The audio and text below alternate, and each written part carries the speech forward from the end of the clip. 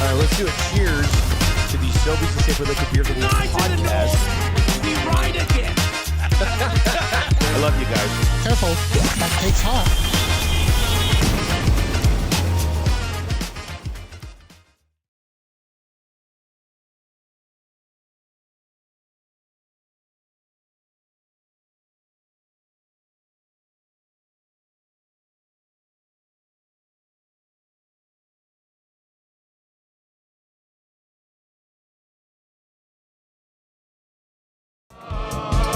It's the 6 o'clock check-in, come on, let's go. It's the AM nasty big hello. It's not static, AM radio. It's the cool bed, red hot Nielson Show. Let's go.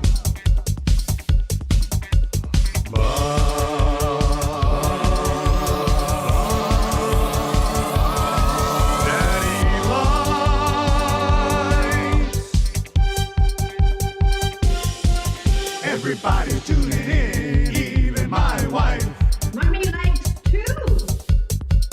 And those Macromella intros are cutting like a knife.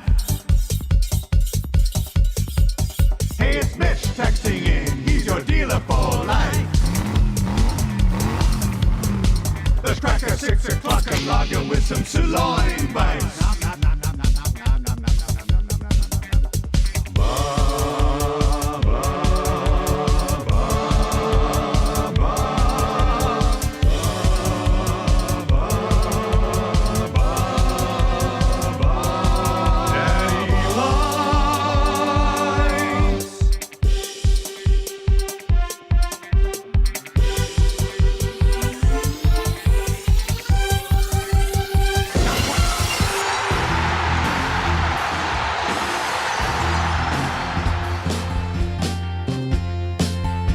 I think we're gonna be glad. I think it's today, yeah. Connor Brown scored last night. His dragon is slain. He's finally out fish night. He's finally out fish night. Connor Brown's off the fish night. It's about f***ing time. He's had chances galore, 2-1s and breakaways, yeah. But he could never score, even strength of power play. He's finally out fish night. He's finally out fish night. Connor Brown's off of the schneid. It's about f***ing time. Got to play McDavid line. You should have scored once, you should have scored twice by now. And got to play alongside Drive. How could he not score? How did he not score? How? He's played on every line, but he's best on PK. Yeah. He could never find the twine till he found his last game. He's finally out fish night. He's finally out fish night. Connor Brown's off of the schneid. It's about fucking time. It's about fucking time.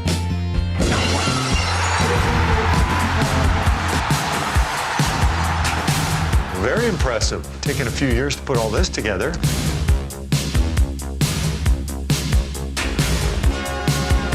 It's not a one-year quest because it's so hard to get your hands on.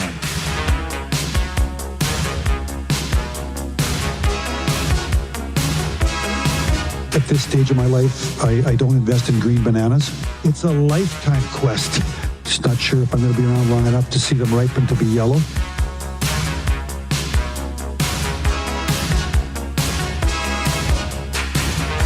You can't party enough when you win that thing. It's a party machine. Party machine. Girl, I can't understand That's why it's the Stanley Cup.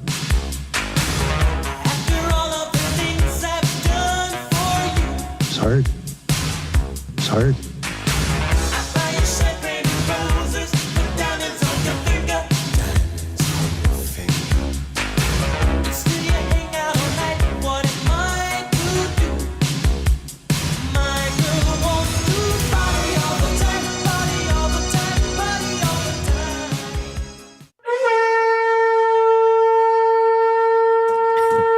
Party all the time, indeed. What's going on, everybody? Welcome to the Nielson Show.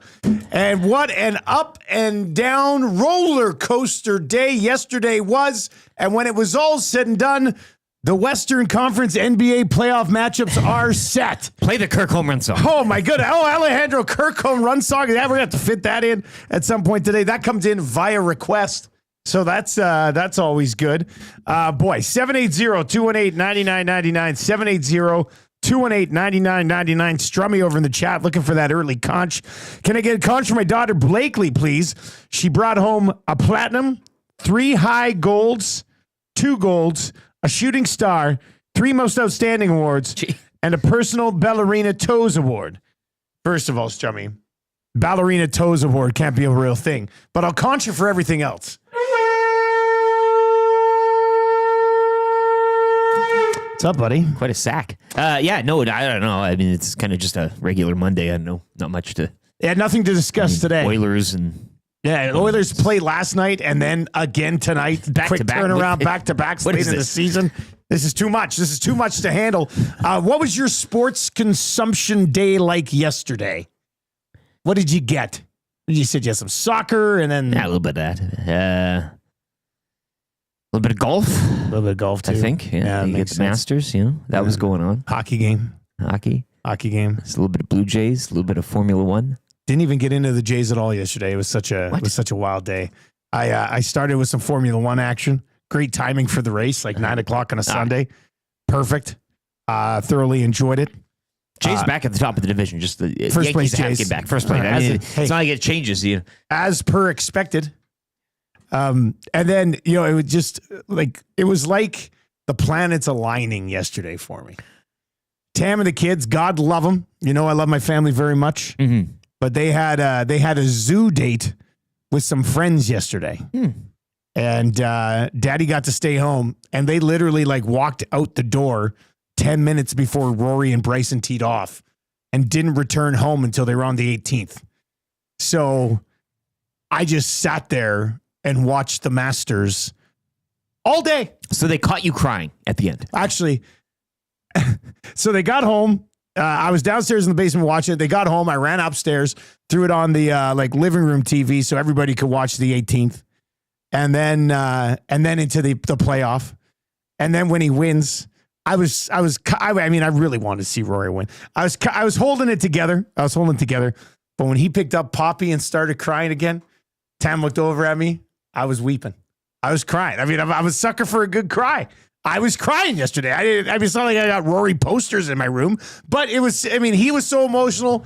Finally getting the grand slam, the way the day went, the ups and downs, my goodness. A real Rory coaster. A Rory coaster. Yeah, that's a good way to say it, Eric, because you're comparing his day to a roller coaster, and then instead of saying roller, you're saying Rory. Yeah, a wild ride. God, that's I do like how you had your sports day, but also missing out on the zoo. Could you not have said maybe let's get a rain check on the zoo as well? Go to the mall or something. There will be more zoo opportunities throughout the summer. A little bit of ice cream for Dustin and the family. Plus, it was kind of windy yesterday. Yeah, I was just I don't know about this. And Tam was totally cool with it. 2 other dads went in the group, this little perfect. group. Yeah, they're Dusty at home watching the Masters. I was like, man, you guys are suckers. You should have stayed home and watched. You should have stayed home and watched the Masters too. So that was I was streaming the Clippers Warriors game for part of it. That was great. And then obviously right into the Oilers game after that. Yeah, as you were crying though for Rory, I was also crying for Justin Rose because I felt bad for that guy. It's you against the world. Absolutely, nobody wants. I know, and he's a good dude. It's exactly. It's it would just be much better if he was an enemy or a real dickhead or something. It was funny because people obviously, and I was one of them. I wanted to see Rory win so badly, but Justin Rose, has already lost at a playoff at the Masters, has been there 20 times, is the all-time like rounds leader without a jacket. Like, it would have been a phenomenal story should Justin Rose have won as well. 3 runners up now for him. Yes. He's one off the all-time mark. Like, that's why, like, heading into next year's event, I know Rory said after this one, they go, what are we going to talk about next year going into the Masters? Well, now we talk about Justin Rose, who's now finished second 3 times and lost in a playoff twice. So, I mean, heartbreak for Justin Rose yesterday. And going in and knowing that you know where everybody's hearts lie. And it's not because you're a real... Nobody dislikes Justin Rose. Nobody's everybody, for you either. Everybody just wanted to witness history. And we got it yesterday with Rory. And just an all-time round yesterday. Like, to come out and throw out the double to get things started, and then another bogue, and all of a sudden you're sitting there going like, oh my God, like he's all of a sudden down by a stroke. Then he kind of got it going. Then he's up by 4 at the turn. You're like, there's no way he can blow it. Then he almost blows it. You thought it was done. You got to get through him in corner. And then the one, like the real backbreaker for him was the hole he decided to play safe. And he goes like 3-wood and then a layup and then puts it in the drink. You're like, that's something I would do. Like, ooh, I have a chance to break 90. I'm going to play it safe. And then you take a freaking 8 or something like that. So he ends up taking a double there, and then it's on at that point. And then the putt to win it on 18, and he rolls it just wide. You're like, oh, it's never going to happen. And then when Justin Rose hits his approach shot on the playoff hole, and it's a great shot, you're like, oh man, Rory he's screwed. And then he puts one even tighter, and then he rolls in the pipe. It was like an incredible day. I was exhausted after it. I was absolutely exhausted. I was like, I can't do anything else today. And then I barbecued for the family for the first time. And burgers? Just burgers. Yeah. Just beef burgers and turkey burgers. Straight down the fairway. I mean, it was steady Eddie. Yeah. Ended up being pretty good. Didn't mind DeChambeau as well. I mean, that was another thing to watch, his slow descent in class. Yeah. Kind of came up a bit. And I don't mind Bryson. No, but he took himself out rather early. What did he end up shooting? Like a 75? But even that, he birdied off. Like, he was up by a stroke early in that final round. Yeah, like, okay, early. We got a good pairing, going here for the day. Yeah, I kind of thought that's what it was going to come down to. Yeah. And Bryson had an eagle putt on a hole early, and I was texting with the Lock Shop crew, and I was just like, man, if he rolls this in with the way it started with Rory, if Bryson would have rolled in that eagle early, might have gone a different way. But Rory in a stretch of like 3 holes might have had like the worst shot of his life when he put it in the drink. And then the best shot, I mean, he had a couple shots yesterday. You're just like, this guy's bloody ridiculous. The one where he had to go up and over the trees, I think it was on 7. And then obviously the one that he curved around the tree and dropped it in there, missed the eagle putt, but got the bird, is just, man, I can't imagine. Like all of us sitting there at home, emotionally just up and down. Imagine being him. Like just the pressure on this guy. I don't know, like, oh, man, it is very impressive. Very impressive. I thought for sure when they went to the playoff, it was done because Justin Rose had how many birdies on the back? Like 5? He had an outstanding 5 round. on the back. Yeah. He was 6 under on the day. He'd been on the range chilling. Rory had to bounce back after missing the biggest putt of his life. And then he did, which made it even more impressive. So a conch to Rory McIlroy for completing the Grand Slam. If you are watching over on YouTube today, 43 likes away from changing 100. So let's do that. Hammer the thumbs up for us there. Very much appreciated. Jay Styles in and says, guys, even if Rose won, the talk would all be about Rory anyways. You know, it kind of made that. Rory blows his chance again. Yeah. Now that this is out of the way for Rory, next year should maybe be about Justin Rose. I mean, the dude always plays well at Augusta.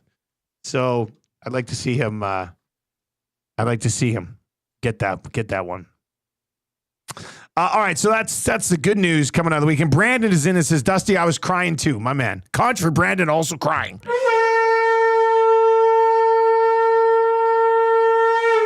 Now, with that being said, if you weren't crying, I'm not going to call you up for not being emotional. Some of us are just softer than others. And I think I would put myself into that mix. Coach Mike says, don't ever watch much golf, but holy crap, what a final round of the Masters. 4 double bogeys, but still wins. Yeah. Incredible. The double bogey mark as well. That's in, That was another stat that you can pull out of this. Nobody had ever won the Masters with 4 double bogeys throughout the weekend. Rory managed to accomplish that feat no more than 12 hours ago. He tried not to win it, but the universe said, no, not today, right? But he ends up getting it done. All right, very much looking forward to the show today. We will lay this one out for you. Bad news for the Edmonton Oilers as real weird weekend. Yeah, a very weird weekend. We're going to get to it. They signed a bunch of guys, which is kind of exciting. They keep winning, albeit dropping players game by game. And Matthias Ekholm, by all accounts, done. I know Rishaug left a little bit of hope for maybe a return deeper into the playoffs on Shoggy's report. He'll join us around 8:30 today. Rishaug said tough news for the Oilers and Ekholm. Hearing there are further tests to be done, it's believed to be serious injury. That worst case scenario may end his season. Best case scenario will keep him sidelined for quite some time. Well, from what I've heard, he is done. I guess if they go on like a cup final run and it takes a couple of months to get there or 7, maybe, but by all accounts, I believe we won't see Ekholm again this season, but we'll get into that with Ryan Rishaug. And obviously we'll discuss it during the fan zone today. Can they win the cup with this blue line without Matthias Ekholm? That'll be the fan zone topic today. 780-218-9999. Toss Lepinen in there. Not eligible to play.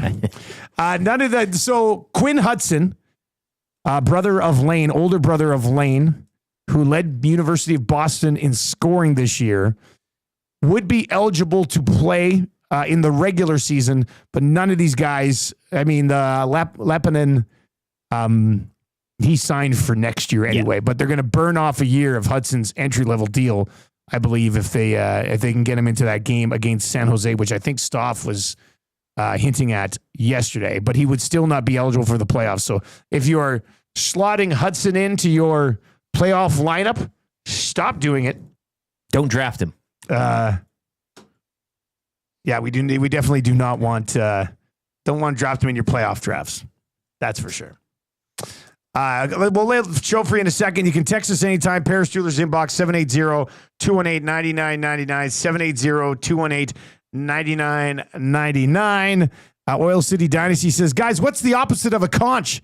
I want to send one out to my company who've extended our coffee breaks to 20 minutes from 12 so they won't have to pay us 15 minutes of overtime a day. Ooh, sly move. So you get a longer coffee break. Your coffee breaks for 12 minutes? Yeah, that's an odd number. Did you have to stick to that? I remember at Save On back in the day, last job where I really had a coffee break. They'd say we'd get like a 15-minute coffee break twice a shift. Yeah. And then a half-hour lunch. Yeah. But it ended up being like 30-minute coffee breaks and like a 45-minute Even lunch. 15 is but 12 is such a 12 is a weird number. So now they're like, hey, you get an extra 8 minutes on break, but we're not going to pay you 15 minutes of overtime each day. Greasy. But hey, we won't conch them. I don't know what the opposite of a conch is. We're usually pretty positive guys, to be honest with you. All right, let's see. Here's a show for you today, and it is a busy one. Game day last night, another game tonight. Lots to discuss around the team. Obviously, the Masters will take up a lot of our focus today as well. We will get to your morning announcements. That's on the way. The morning after show to break down the Oilers and Jets last night coming up at 6:30. Tales of the North, Oilers and Kings playoff preview. Will it be at home or will it be on the road? Got to get it tonight if you have any hope of stealing home ice here from the Kings. The good, bad, and ugly from the weekend still to come. Darren Dreger for Pro-Am Sports just after 7 o'clock. Also just after 7 o'clock, I do believe we'll be getting a visit from Bruce and William Huff, dropping off some Oilers stickers and decals and all the merch that they've got set up for what is hopefully a deep playoff run. Get your playoff beards out. I'll just lay it out there now. We always mocked the old orange beards we give away at the old place, and I was trolling Yuka McCord last week before we did one of our hits, and then McCord tells me last week, he goes, "Hey Dusty, just so you know, big meeting yesterday. The beards are back." I was like, "Damn it! Whoever's undefeated. making these things, those orange beards are undefeated. They will not go away." We could have like the apocalypse and nuclear war, and coming out of it, you'd walk out of your underground lair and come up on top of the surface, and an orange playoff beard from the bear would still be sitting there. There is a warehouse somewhere on the West End here, just chock full of them, pallets upon pallets, tons of them.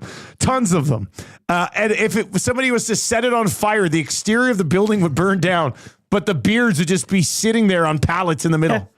It's incredible.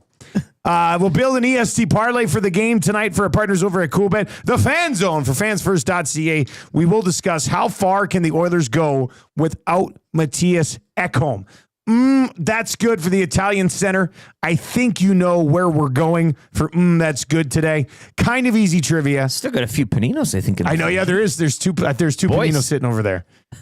3 questions too many for the great staff. I told Maddie to leave him. He was texting the group. He's like, because the Mary's cheesecake, there's still some cheesecake there. The donuts are kicking around. You do a bit of a fridge clean? I think so. I said, hey, save a couple of paninos for the morning show on Monday. Yeah. 3 questions too many for the great staff at Park Mazda. GCL Diesel Orange and Blue Breakfast. TSN's Ryan Rishaug from the Got Your Back podcast. He'll be by around 8:30. Marmot Basin Snow Report, the wrap for William Huff. We've got a lot to get to on the show today. Today and every day, the Nielson Show is brought to you by South Ford Chevrolet. Drive a little, save a lot. Go see Daniel and his team out at South Ford Chev. That's www.southfordchev.com. Now is the time to pick up a new pickup.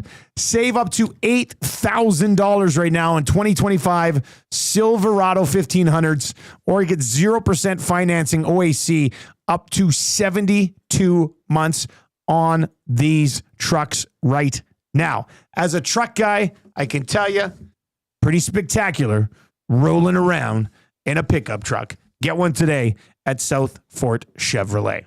Let's get into your morning announcements.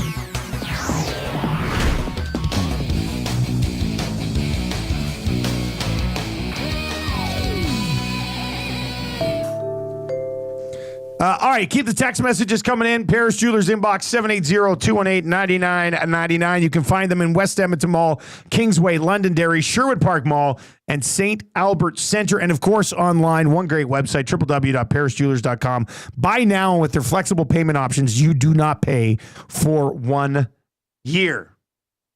And, of course, one of your text messages today will win the text of the day for A&W, home of the iconic teen burger. Pick one up today, and it's a game day. You got it. It's a game day. I knew you were going to say it. I knew you were going to say it.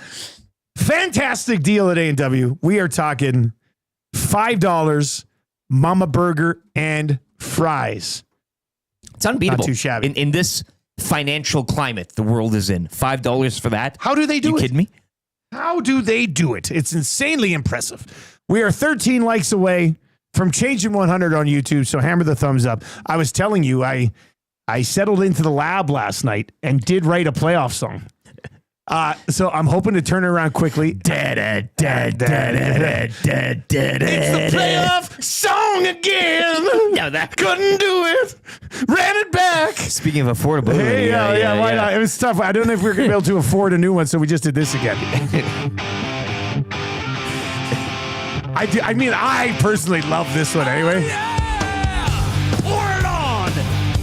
I will say this. Man, look how far I got him. I mean, if you make a few, you don't need to change too much. All you need to do is change a few things and you get over that Game 7 hump. Here's the thing, though. I think this year's song will be better, but will we waste it on a short run? That's what I'm a little bit concerned about. I know. How dare me? Slap my hand, Eric. Ow! How dare I?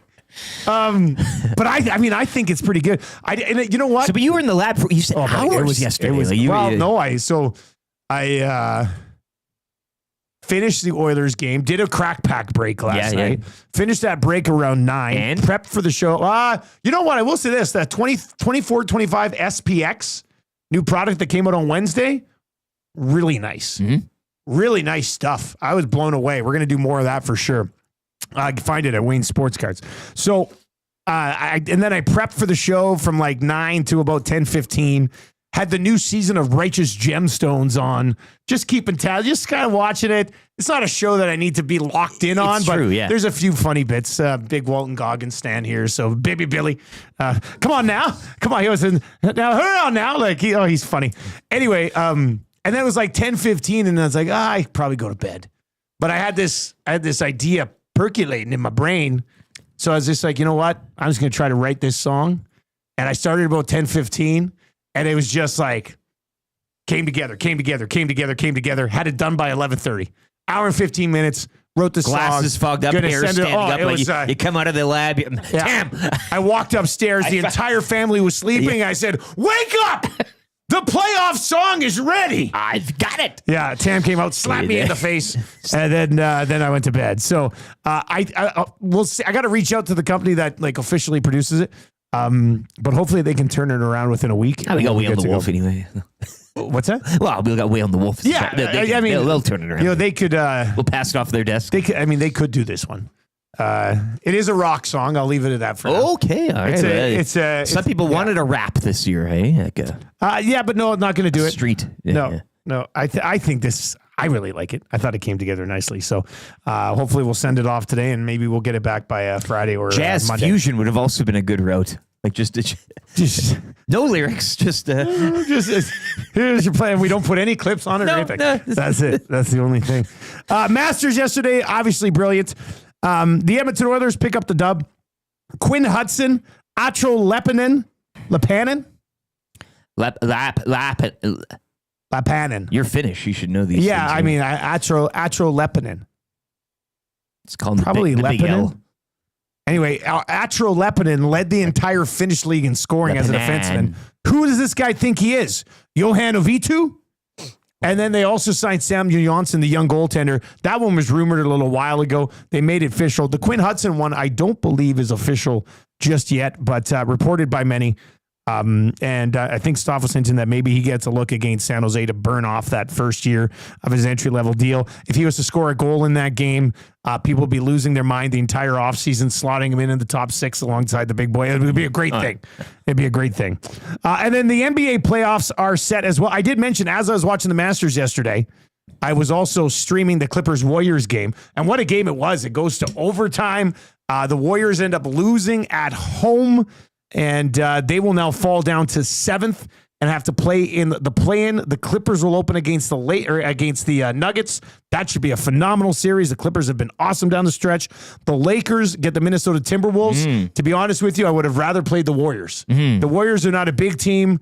As long as you can somewhat slow down Steph, which is not easy, I think the Lakers would have taken care of business against that plug Draymond Green and everybody else on the team.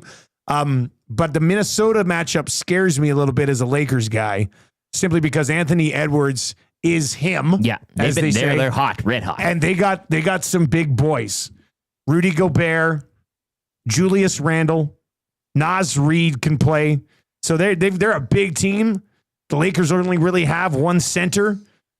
So I'm a little bit concerned, to be honest. And now I think JJ Redick will drop a game plan to draw those bigs out, get them running, swing that ball around and get a bunch of wide open corner threes. But Anthony Edwards is the real deal. And they went on a bit of a run last year. So we'll see. I know a lot of people are going to be like Lakers in 5, but I think this thing could go the distance.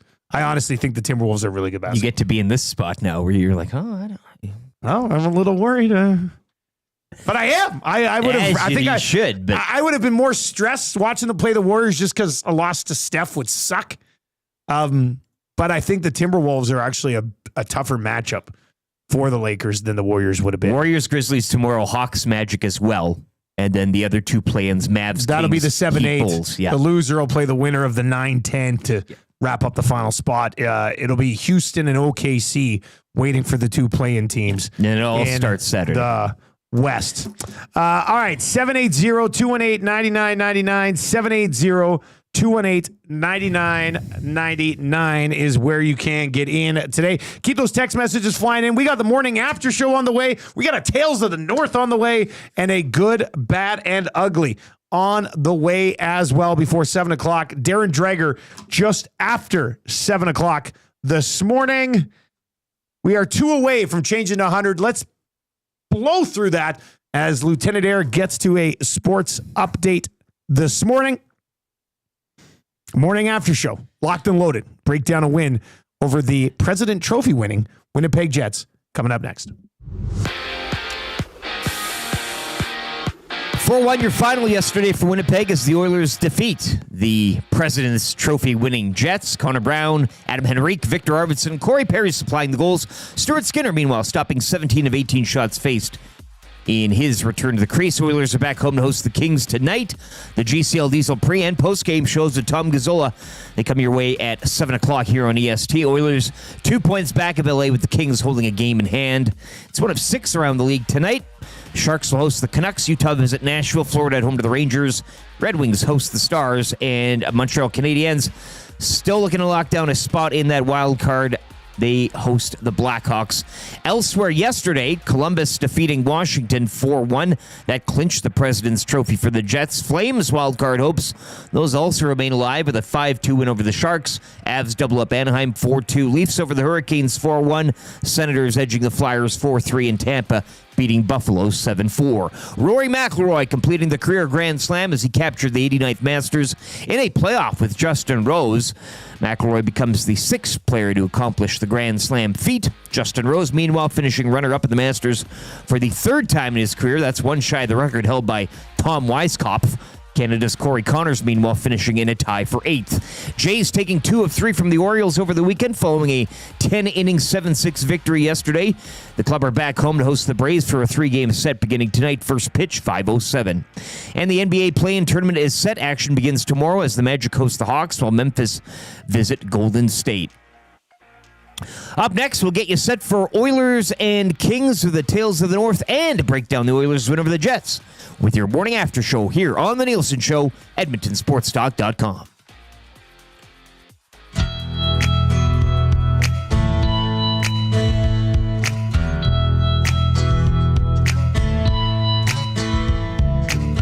There's something happening here.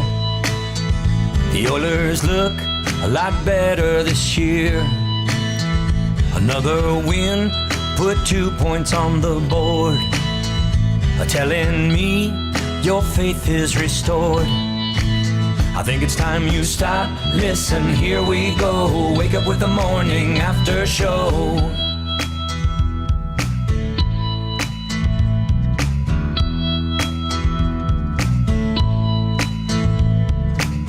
This year's team's looking strong. Connor and Leon, they can't do no wrong. 6 o'clockers are losing their minds. Getting so many messages on the text line. Think it's time you stop. Listen, here we go. Wake up with the morning after show.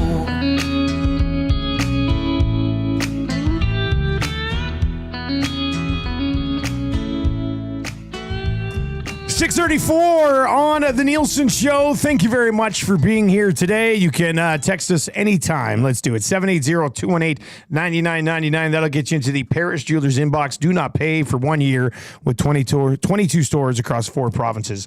Including locally here, West Edmonton Mall, Kingsway, Londonderry, Sherwood Park Mall, St. Albert Center, and of course at parisjewelers.com. The Nielsen Show brought to you by South Fort Chevrolet. Drive a little, save a lot at South Fort Chev. We've got Darren Dreger on the way just after 7 o'clock this morning for Pro-Am Sports. I was out there getting the Tales of the North stuff. Yeah, makeup. And I was in makeup. It's so bright out already. It's very late out already. Yeah. You usually kind of settle in here at 6. I didn't realize how early bright it is at 6:30. Oh, yeah. Guess who's got a tea time tomorrow at the ranch? Oh, your boy. My buddy Mike texted me yesterday. And this is a ballsy move, you guys. I'll just throw it out there right now. He texted me yesterday. I'm watching the Masters. Home alone while your family's out at the zoo. Fully dressed in golf gear, just Sure, sitting in my basement, being like, got my clubs sitting next to me, like hugging them like a child. So Mikey texts me, he goes, hey, can you golf at the ranch 1:20 Tuesday? Tuesday's opening day at the ranch. So I very rarely do this, but I replied and said yes without even asking my wife. Have you ever seen such a thing? Well, she wasn't home. Have you ever seen such a thing? She wasn't home. She wasn't home. She wasn't home. What are you going to do? She wasn't home. What am I going to say? I'm going to say, oh, I'll get back to you. Yeah. Like I usually do. I was just on such a golf high. I was like, yes. And I knew the kids didn't have any sports like Tuesday night, so I don't need to be running around or anything. I said, yes, Mike, I will golf with you. Yeah. And so now on Tuesday, I'm going to be golfing. So Tam gets home and I said, hey, just so you know, I'm going golfing with Mikey on Tuesday. Yeah. And then I did say, if that's cool. Yeah, and it's not like... And she said, yeah, that's cool. You're not going to have a late night tonight that you'll need Tuesday to, I am going to the hockey game with Bunting tonight. Yeah. So by Wednesday, I'm going to be here. I'm going to be here Wednesday morning like this. Eric's going to have to wheel me in and out of the studio. be slapping your hand. Yeah. No, you're going to a big couple of days then. Again, huge the days. Bunting date tonight, which you were telling me about, and I'm sure we'll get into as the show breathes, but... it's the spring of Dusty. Ranch opening day. It's the spring turning of out Dusty. to be that. It's turning out it's to be the that. week of Dusty at least. At least Will give me you a get week. to see, do we have any word on Murray's return? I think Murray's on the hangout today. And you know why? Because he wasn't at the Masters. I didn't see him once. You called it, yeah. I didn't see him that once. proves it. Yeah. So we'll see. Changing 100. Oh, there we go. That's nice. Let's keep pushing it. 780-218-9999. Timber Woodsman wants a conch. He says, guys, a conch for seeing Lieutenant Eric in the wild this weekend. Did you bump into the Timber Woodsman? Yeah, he bumped into me, actually. Okay. The Rush Beer Lake goalie says, that's badass AF, Dusty. It really is. Badass. I don't do anything without checking with before checking with Tam. She wasn't home. And I was just like, my excuse would have been, I'm not sure about the cell service at the zoo on a windy day. Yeah, well, you didn't want to bother. So I just decided to take a chance, Maybe they were in front of the elephant paddock. You didn't want to kind of... Yeah. Yeah, you don't want to... Quiet. We're approaching the elephant paddock. Lucy's just like, whoa. Where's the goat? She's still going, right? I hope so. I sure hope it is. Yeah. I mean, really bad to make a Lucy joke. She's dead. We were talking her up for the niece come this weekend. Don't want to be... Where's the goat? Anyway, what are we doing? Oh, morning after show. Let's get into the Edmonton Oilers and the Winnipeg Jets. This was weird to turn on after the Masters. Well, it wasn't. It really was. It felt very low event. I mean, scratches for both teams. You could feel the, an expansion. But hey, 4-1 goals from the vets. Outshot him 39-18. Yeah. I think there are some positives that you can clearly take away. Connor Brown scores again. Henry gets one. Arvidsson. These are the guys. Derek Ryan. These are the guys that Henrique, Brown, and Arvidsson. If those guys can keep finding the back of the net come playoff time, maybe you are cooking with gasoline here. Key moment that happened. What are you going with? You're right. It was tough turning over to this game. After the Rory thing, like I'm still in tears and I flip over and I see a bunch of people who aren't playing in this game. And I was like, buzzkill. But then you settle in, right? And reload and watch him take down the dub. Yeah, like maybe the Corey Perry goal. Tight 2-1 going into the third, just over midway through. He makes it 3-1. The Jets weren't really squeezing anything juice-wise last night. And you mentioned the shots. Like, just feel like the Perry one probably put it out of sight. Yeah. I mean, I don't know. The way the evening was going. Yeah. But that's good. I mean, low event and managed game. Like, it was just a nice, boring road business trip. Yeah, get a few of those in the playoffs. No doubt. Super stat of the night. 9-4-4. 9-4-4. 9-4-4. 9-4-4. 9-4-4. 9. Stewie Skins stopped 17 of 18. Gives you a 944. You get goaltending like that, you're going to win the Stanley Cup. 17 of 18. Yeah, well, whatever. I mean, I you know what? Then as a team, give up like 22 shots or less the whole playoffs. Yes. Right? Like, tighten it up. Tighten it up, boys. That'll be your super stat of the night. Stuart Skinner. .944 save percentage. The 3 stars of the game last night, Adam Henrique, Connor McDavid, and Eric Comrie. 9-2-1. 9-2-1 save percentage in a loss. Who's your 4th star of the game? I'll give it Connor Brown. Again, you mentioned him and kind of leading that pack of like, not your top tier, I guess, talent on the team, but guys that, can provide a steady rudder and if can get going, can provide a great base. So I'll look to him again. 13th goal. I think Stoff was saying on the intermission that he correctly predicted that in terms of goal tallies. So he gave himself for who? Connor Brown. Stoff. Oh, he said that's my exact number. He's not right about a lot of things. What a guy. He What a got guy. that one. And Derek Ryan with an assist as well. The 38th star of the game got to be Mark Scheifele in this -4, right? Yeah, a couple. That's a tough. That's a in the tough. That's a box tough for one look. or two, right? When you lose 4-1, you have an assist and you finish -4. Tough look for Mark Scheifele last night. So we'll leave it at that. 38th star of the game, Mark Scheifele. And they were playing, I think, the second of a back-to-back as well. They were. That was Yeah, the second of a back-to-back. They had some guys resting, load managing for the playoffs. Oh, sorry. You maybe slap that wrist again. Just resting people for the playoffs, as you do in hockey sometimes. But the Oilers end up getting the win. They do keep their slim chances at home ice available. I like that. If they were to win tonight, then it's on. I mean, the Kings will have an extra game to take care of business. Yeah. And hold the tiebreaker as well, correct? If there's I do believe, with that scenario, So- if something.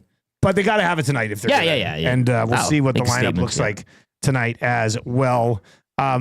All right, 780-218-9999, 780-218-9999. If you're watching over on YouTube this morning, smash the thumb up for us. And hey, if you've not yet subbed to the channel, and we know every time you look back on shows, about 30 to 35% of you who watch the show are not yet subbed to the channel. So you're out there. Let's hook you, reel you in, get you to sub. It's completely free, and it would help us continue to push our content to others. We know who you are. Very much, would be very much appreciated. Yeah, very much appreciated. Exactly. I mean, I don't want to name names, but I if might we have name to. names at some point.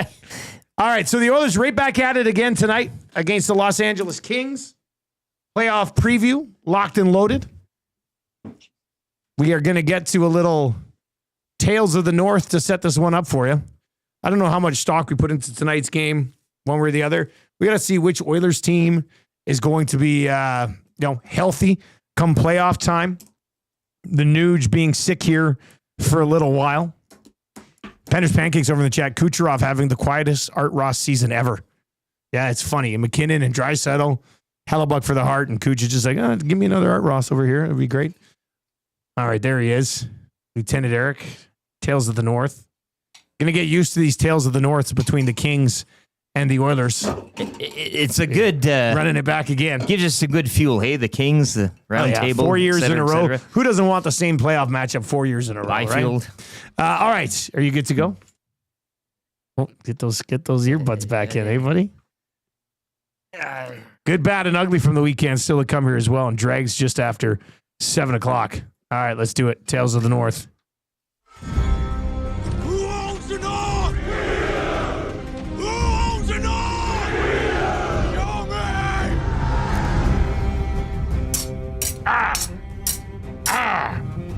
Give me 10 good men and some climbing spikes. I'll impregnate the bitch. More on that in a second. Tonight in the North, two familiar foes clash once again as the royal pain in the ass invades the District of Ice. A glimpse into the future will be provided with ye old sunken eyes and the false kings of the Pacific, prepared to once again be ravaged by the mighty McDavid and his injury-riddled disciples. In less than a fortnight, a battle looms for the fourth spring in a row. Some may say a tradition unlike any other, as Farrell's phonies will once again be left licking their wounds, watching Leon the Lionheart advancing his troops to the campaign to claim Lord Stanley's chalice. Where is Sutter when you need him? These are the tales of the North, and may they be heard far and wide across this great land. Any man who must say I'm the king is no true king. All right, there you go, Tales of the North. Where was that first quote from? You don't want to have a guess, hey? It was the... was it a Game of Thrones thing? Season 1, Episode 5, The Wolf and the Lion. Game of Thrones. Yeah. And it's this Were they guy about to here. climb the wall? I think it was... I think they were talking about who's that woman there, the one that she's the real like brawn of something or other. Yeah. Brienne of Tarth. Brienne of Tarth. I don't know. This was They're the guy talking saying about it. Brienne of Tarth. Yeah. I do not remember that reference. So I was like, what? Where's this coming from? All right, that's Tales of the North. Oilers and Kings tonight. Let's get it on. See what ends up coming out of this game. Obviously, the health of the Edmonton Oilers, very important. I don't think you push anybody back for this game to try to get home ice. I think that would probably be a ridiculous idea. I mean, give these guys more time off and be ready come playoff time. They want to play though. They'll want to play. Like hockey players want to play. You'll still get to play come playoff time. So let's... You can't keep a good guy down, you know? You got to... These guys like playing. Got to be smart about it. Well, I think you have to be smart about it. All right, 780-218-9999, 780-218-9999. We do have Darren Dreger coming up. We'll dive into the Matthias Ekholm situation, talk about some of these guys that the Oilers have signed. We'll see where they sort of factor in come training camp next year, but some fresh bodies to fight for spots, I think, is the way to describe it right now with the likes of Hudson, Lepinen, Samuel Johnson, Tomasek, who they signed last week. But right now, let's get into your good, bad, and ugly from the weekend. If you're looking for something really good, pick up this EST shirt right now. These are available at all 780 locations: Londonderry, Southgate, Kingsway, Outlet Mall by the airport, and St. Albert Center. Go on in. I would think stock are probably starting to run a little bit low, but you can still go in and get a shirt. And a very popular piece of swag right now. Too sweet. You saw the GIF, eh? The Kevin Nash. I saw the GIF, but I still haven't heard it myself. Yeah. All right. Good, bad, and ugly from the weekend. Where are you going for your good? Well, I'm 3, 2. You tried to go different ways. I've got something else. I like that. I've got something else. Appreciate that. But with that being said, I am going to come back around to that's good for Rory. We'll go Rory for that's good. But it's a you're going there celebratory day. right now. Yeah. Yeah, it's good. And this coming from not a golf guy. I mean, I'm not a Jason Milne asked me too on Friday. Like we were sitting around here watching, right? Beer of the week. Troy was in here. We were having a good time watching some action there heading into the weekend. But I love a good major. And I think of all the majors, the Masters has got to be the one for me. I know some people have the U.S. Open, like they like that time of the year too, you know, whatever. And then there's nothing like this though. Whatever it is, but yeah, I mean, this is something else. It started off Friday. We had the amateur pissing into the creek. You had Murray taking him out behind Butler Cabin and giving him the business. But it was this Masters. I think the whole weekend, and Justin Rose too. I mean, he started real hot on the Thursday. Kind of fell off, came back into the action yesterday. Of course, it was all about Rory. You had the amateur pissing. Murray was there, which provided a fun game for us, trying to see if we could spot him. It was fun trying to find Murray. Like all of those things combined, it was a very, very... I usually have the Masters on. I'm usually paying attention, obviously. But, you know, Corey Connors as well in the mix, you know, final day. Top 10 guy. That type of thing. So storylines abound, but... So, yeah, the good is Rory, but an overall good for me personally was just digesting the whole tournament front to back. I mean, just one of the better Masters. Great weather from what it looked like there. So, yeah, the whole bit was just, it was fun to watch. Now we get to look forward to what's Rory going to have on his Masters meal ticket next year, eh? Probably some Irish stew or something along those lines. That would be good. And a pint of Guinness. Right? Yeah, nice warm one, yeah. But so my good, it's tough to find another good when Rory does what he does over the weekend, and we'll take a closer look at his round at 7:45 today. But did you see the goal I retweeted last night from Gavin McKenna? Ridiculous. Like, he has another year before he's draft eligible. It's insane. He comes in, and I had never seen this move before. That's like not from Wayne, not from Mario, not from Sid, not from Ovi, not from Connor. This was a ridiculous move. If you haven't seen it yet, you got to hop on my Twitter account. I tweeted it out yesterday. So McKenna, playoff action, flying in, comes in over the blue line, puts it behind his back, like a lot of guys will do. Like, you put it behind your back, it comes up your right side, then you grab it and drive the net. He puts it behind his back.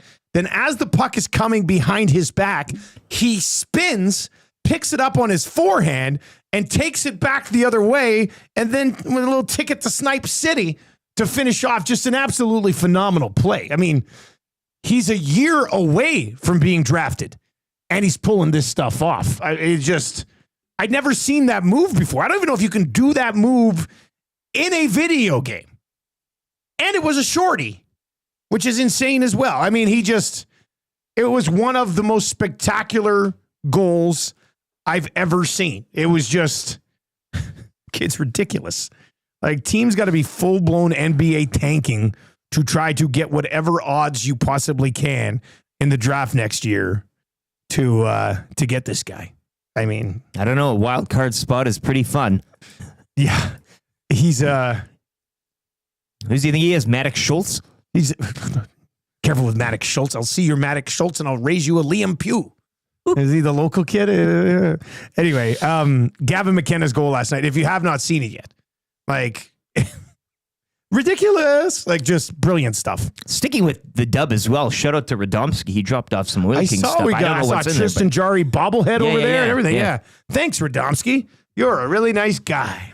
All right, you're bad from the weekend. Where are you going with the bad? Well, it's got to be the Ekholm news. Yeah, I was going to make it my ugly, but let's get into it now, and then we can, we'll get to uglies bad, after. ugly, whatever. I mean, you can have it at any slot you want, but certainly not good. And I mean, it kind of reinforces some people's, I guess, thoughts on the Wind that, he was suffering from something. But I don't know. Do you chalk this up in any way? I know Oilers Medical was getting a lot of flack over the weekend online and in other places about. Because it's now a bit of a trend, I guess. Probably something that you just wanted to try. Yeah. I haven't confirmed it from a second source, but I believe it to be a pretty significant groin issue that is going to keep him out for the rest of the season, which is not ideal. And we're going to continue this conversation with Dreger. We're going to continue it at 7:30. Can this team, with the likes of Wallman, Nurse, and Kulak on the left side, Bouchard, Stetcher, and Emberson on the right side, can that team with that blue line go on a run? Because you're not going to have Ekholm moving forward. And you brought Frederick back a bit. He went back out. It happened to Draisaitl. Like, it's the playing guys, and maybe you shouldn't be playing guys, or how. I mean, I know you got to get a look. It's tough to. Yeah, I mean, I get it. I mean, obviously they wanted to give it a go. I don't think it's a new injury with Ekholm. I think it's probably something that's been bothering him for a little while. And frustrating. I mean, frustrating mostly for Ekholm, who obviously wants to be a part of what the Oilers got going on here right now, and he's not going to be. So we'll continue this conversation with Dregs. He's going to pop by just after 7 o'clock this morning, but it does not look good, and we'll discuss it with Rishaug as well. He'll be by around 8:30 today. If you were watching, Chris says, guys, can we not bring in the Finnish D-man we just signed? Chris, first of all, I don't think you'd have expectations, even though this guy led the Finnish. I mean, he led the Finnish league in scoring, which is very impressive. But he's not replacing Ekholm, and he can't play anyway. He's not eligible. He's not eligible to play. He has signed a contract for next season, and we'll see what he is then. So, no, you can't. I mean, I would rather give Dineen the option to play than somebody from overseas who's been playing on big ice all year. Like, it just to me. Let's see what those guys can do in training camp next year and then slot them in, even though, we'll spend a lot of time slotting them in during the offseason as well. But, I mean, this basically comes down to Wallman and Kulak and Nurse being excellent and Stetcher and Emberson playing above their heads a little bit. So we'll get into that a little bit with Dregs and the Fan Zone at 7:30 today. Your thoughts on this? What's your ugly from the weekend? No, Justin Rose. Yeah. I mean, again, and I think he'd probably be the first to admit, too, that Rory gets his day. But, I mean, you're in that moment. Most Masters runner-up finishes now without a win here. Weisskopf's got the 4. Rose now tied with Johnny Miller, Tom Kite, and the Great White, Greg Norman, at 3 Masters runner-ups. And yesterday, like, I mean, there's lots of ways, I guess, you can finish runner-up, right? Like, there's. I know. But doing what he did, final round, waiting around. 6 under in this final round. You think like a guy like, and it's not like anybody else. It's not like it's, whomever. It's Rory McIlroy, the guy you're going to a playoff with, and he misses to get into that playoff. So you're waiting there. He misses. You're thinking, well, maybe this is my time. Maybe Rory's going to again choke it away. But yeah, just too bad. And a great weekend by him. You obviously mentioned, I mean, the narrative now turns to him probably for next year's, but yeah, it's leading that board with the 3 or 1 off the top Masters runner-up finishes. That's ugly for Justin Rose. And again, when it's you against the world and you're not even a bad guy. Well, what's really tough is that on the playoff hole, he hit 3 good shots. Like his drive was good, his approach was great. He didn't JJ Spawn this. Yeah, well, I guess 2 great shots to put himself in a spot to hit a putt that was probably pretty makeable with the way that Rose had putted through most of the day. So that was a tough one. Stress enough playing that course, but can you imagine, like, all at that moment? I mean, the world was captivated. Yeah, and to be in a playoff winner take all like that in that spot, man. I can't think of how many people I would hit during a round at the Masters with those galleries. Like on 18, I guarantee I would shank one off somebody's shin. It's an automatic. Minus 1,000. Like there's just the pressure on these guys is just incredible. The other thing I'll throw in here, because I had Justin Rose and Ekholm as well. The other one that I had a little asterisk beside, I was watching that Warriors-Clippers game to see if the Warriors would be in the playoffs or in the play-in. And their final 2 possessions, 27 seconds left, they throw it to Draymond down low. Pretty decent play design, but Draymond leans in to try to draw contact and get the foul. Never gets the contact and like awkwardly throws up this right-handed layup from the left side and misses it. It was hilarious. They get the rebound. Then the Warriors get another crack at it and they draw the Golden State Warriors with the game on the line at home. Draw up a play for Buddy Hield.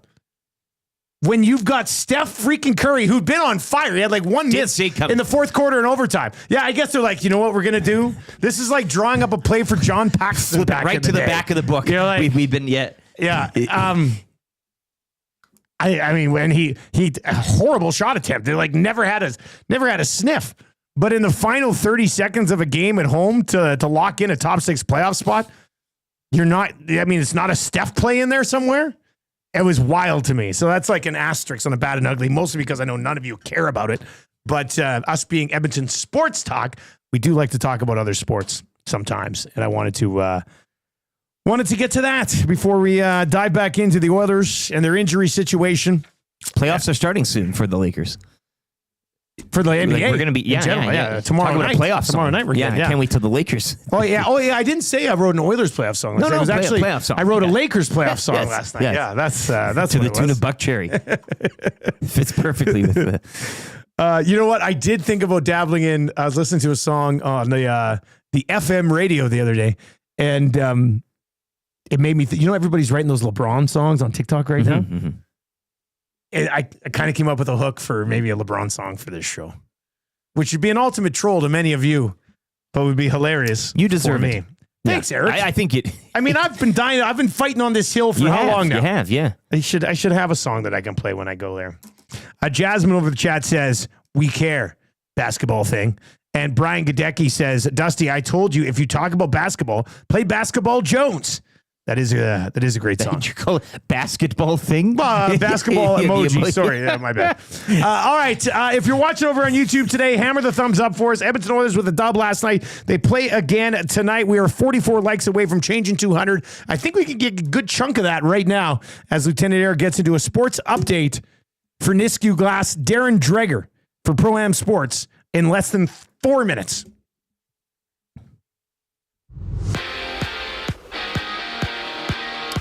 Oilers picking up the dub out in Winnipeg, 4-1 over the Jets. Connor Brown, Adam Henrique, Victor Arvidsson, and Corey Perry supplying the goals. Stuart Skinner stopping 17 of 18 shots faced. As the club are back home to host the Kings tonight, the GCL Diesel pre- and post-game shows with Tom Gazzola.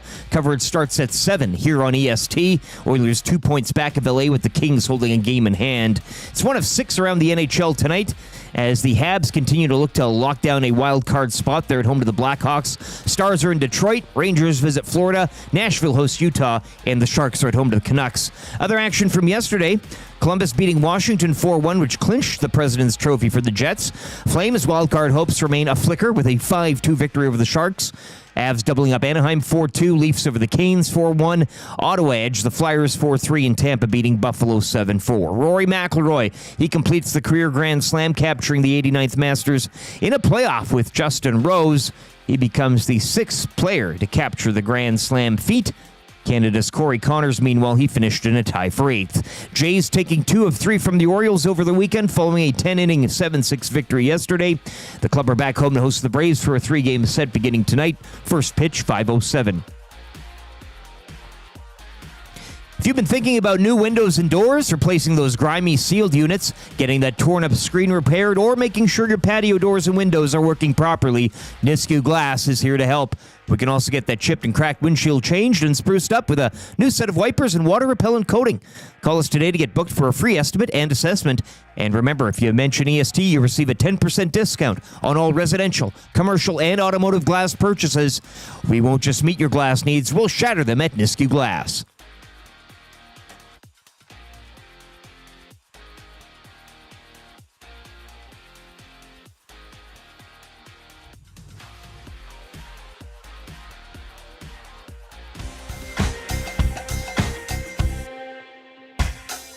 What say you? Hey, nasty crew. We got the Nielson Show flu, and there's nothing we can do about it. What say you? Hey, nasty crew. My wife thinks I got better things to do, but there's nothing I can do about it. We're tuning in, we're listening online. We catch up with the podcast when we fall behind. We're texting in the nasty chat, what's on our mind. 780-218-9999. No more interference from corporate interest. Just Tati and Eric and all of the bad guys. Like Brzezinski and Noodles, Captain can gauge it. Maybe it's Bubba to go back to make a little wager. We can't wait for the Monday mandate. Shaggy's always on time. Tommy's always late. Would you like a cup of tea? Forget about the old place. Hey, we were number 1 in the text race. We don't miss all the commercial breaks, but we sure miss Nickelback today. We wanna hear some hot takes and we wanna hear Renee. Why not hold the neck up when I wanna kiss away? Beat left the tire fire and remember that name. We love every goal song, but what about the games? Macaroon, Rapaport, Dreger, Engineer. It ain't Christmas season, but they sound like reindeer. Button and my cousin and the tales of the North. All about him human person, Dusty go forth. What say you? AM Nasty crew. We got the Nielson Show flu, and there's nothing we can do about it. And there's nothing we can do about it. And there's nothing we can do about it. All right, 7:05 on the Nielsen Show. Look at this little surprise right in here. This is a bunch of goodies from Bruce and the Dream Team over at William Huff. We're going to open this when we are done with Darren Dreger, find out what they're rolling out for the playoff run. Like I said last night, I was working on the playoff song and try to send it off today to get produced. And hopefully the Edmonton Oilers can go on a bit of a run. I mean, we'll take get careful with those swords. They're dangerous. Anyway, very much looking forward to the postseason, which is just around the corner. Oilers have the Kings tonight, and they'll wrap up on Wednesday against the San Jose Sharks. Home ice in that first round yet to be determined. Oilers would have to get the dub tonight to have a crack at that. If you're watching over on YouTube right now, hammer the thumbs up for us. We are 28 away from changing 200 this morning. That would be good. Drager's going to join us. We'll build a little parlay for our partners over at Coolbet. We'll open up this little gift here from Bruce and the team over at William Huff. We got the fan zone for fans first, and that's good for the Italian Center, all coming up here in hour number 2. Brendan, is Darren Dreger locked? He's not. Okay, so Dregs is going to be he's going to be joining us shortly. Oh, sounds like he might have just connected. Cue, hey? I mean, you brought him in. Everything's working out today. I just manifested Dregs joining the show. You say his name 3 times So that's and good. he just appears. Yeah, Darren Dreger, and there he is. Works out extremely well. Dregs today and every day is brought to you by Pro-Am Sports, your locally owned sports memorabilia and apparel specialist. Gear up for game day. We're talking Oilers jerseys, headwear, hoodies, and hats from Fanatics New Era 47, Mitchell & Ness, in stock now, located in Edmonton at the corner of St. Albert Trail, 128th Ave, or online at proamsports.ca. Lots to discuss. The Oilers get by the Jets. Neither lineup even remotely close to being a lineup that you would see come playoff time, but a win is a win for an Oilers group that's been pretty banged up. Getting a goal from Henrique, getting a goal from Arvidsson, getting another goal from Connor Brown as well. And Stuart Skinner returns to the net, stops 17 of 18 last night. Something to build on for him as well. All right, Darren Dreger for Pro-Am Sports. Brendan, make sure you throw that up. And we'll bring in Dregs today to discuss everything going on around the Edmonton Oilers. Darren Dreger, good morning. Thank you very much for joining us. How you doing, man? I'm doing good. I just found my trade deadline mug. So that's what we got for doing 14 live hours of television. Wow. A hamburger mug with dregs on it. That's what I got. Now, with that being said, Dregs, if you want to turn that around and sell it online, I think you'd probably do pretty well. I think you'd probably do pretty good. Yeah. Maybe. Good weekend, though, eh, fellas? Like lots to talk about, lots weekend. to watch. Yeah. There was, even though you're right, I was going to say, I've got lots of buddies in the Winnipeg area. So I've got a place, Lake of the Prairies, which is about 4 hours west of Winnipeg. But that's the beauty of the Winnipeg Jets. They're like the Saskatchewan Rough Riders in that, people come from 4 and 5 hours to take in a Jets game.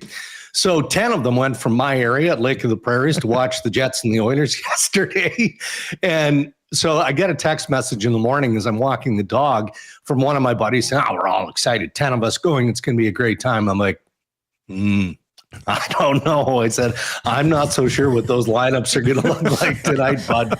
And then I quickly did some checking. I said, well, at least McDavid is playing. So you have that. So, but I mean, they're Jets fans, so they didn't like the outcome, but it was sparkled with a little bit of higher end talent, but not a whole lot. Maybe they're big Eric Comrie guys, right? Like, who knows? Yeah, maybe. It's a big group. The Jets did not win that game last night, but let's just quickly talk about what did happen for the Jets. They did wrap up the President's Trophy, so they will have home ice depending on how far they go throughout the entire the postseason. Now, many people sit there and go, "Wow, the Jets have had good teams before. Look what's happened in the playoffs." Give me a reason to expect something different this year, Drakes. More buy-in and experience that goes in with that buy-in. We had Scotty O'Neill, and I'm sure I've mentioned this on the show before, but we had him on the Ryan Dregs podcast in the first half of the year, and they'd come off that, historic start to the NHL regular season. And we're like, okay, well, how do you explain that? He goes, embarrassment. We were embarrassed in the opening round of the playoffs last year. So that's what's going to fuel our motivation for the rest of this season. Now, at that point, I don't think you could predict that they were going to go wire to wire, which essentially they have. I mean, there's been a battle for top spot with the Washington Capitals at varying points of the regular season, but they've just got complete buy-in and maybe a little bit different approach. Like Scott Arniel isn't completely different than Rick Bowness. And I'm sure Arniel, took some things and working closely with Bowness away, some of the defensive structure that the Winnipeg Jets are noted for and all of that.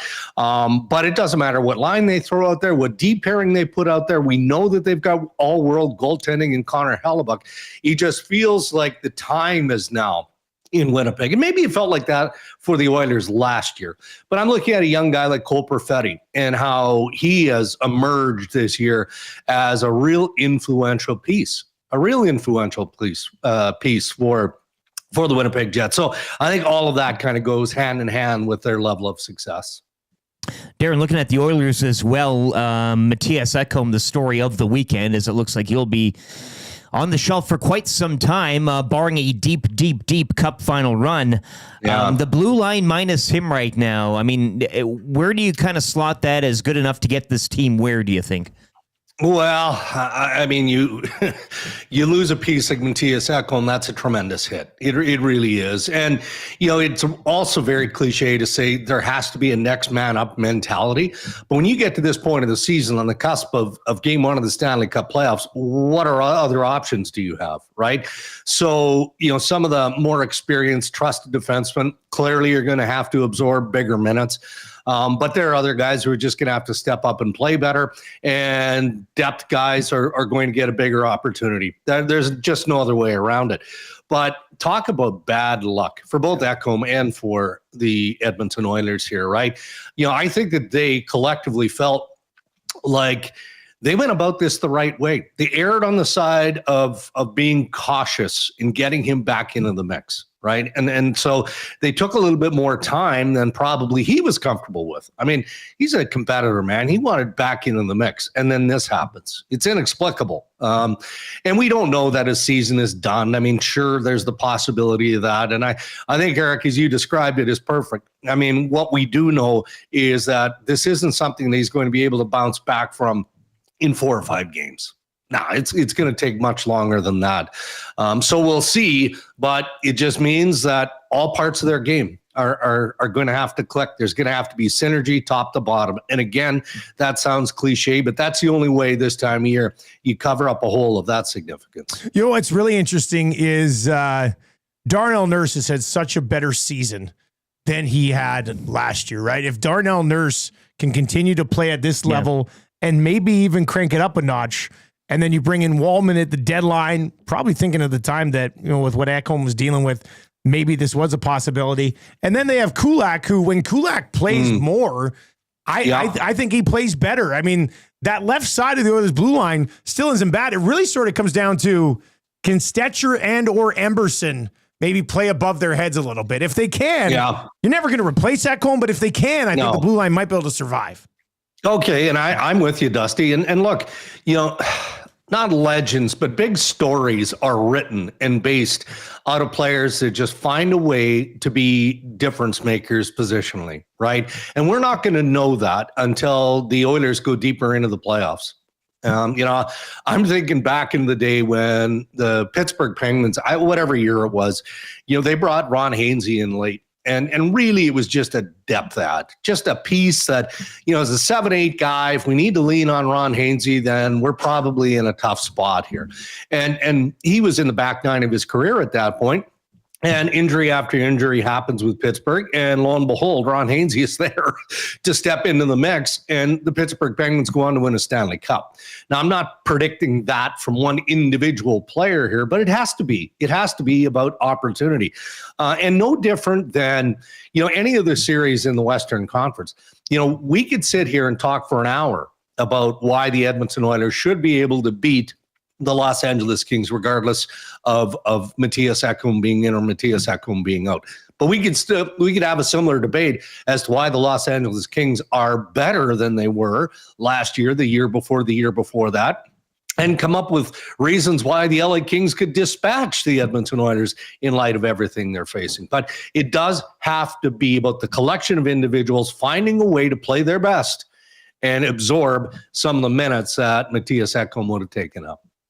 We get a look at the Los Angeles Kings tonight. Oilers could still steal home ice away from the Kings in this first round matchup. Does seem kind of unlikely, but the possibility is still there. It'll be a 4th consecutive year for the Oilers and Kings. I don't think we'll talk to you again before this series begins. I mean, a lot of people are looking at it both from an Oilers health perspective and then the Kings. They've got Darcy Kemper there now. How much different is this Kings team than maybe the one that the Oilers have pushed aside the last 3 years in a row? Yeah, it's different. There's no doubt about that. And Warren Foegele, the pieces that they brought in have had wonderful years. And Darcy Kemper probably is top of the list, just because the goaltending position is paramount to success in the Stanley Cup playoffs. But I don't know. It's going to be interesting to see how it plays out. No one that we've asked, and that includes Jim Hiller, who we had on the podcast recently, can explain their dominance on home ice in Los Angeles. I mean, of course, teams feed off the hometown atmosphere and the lively building of crypto and all of that. I get it. but I don't. I mean, there comes a point where you can't explain it. There has to be some hockey nuance that is incorporated in this to make the math make sense.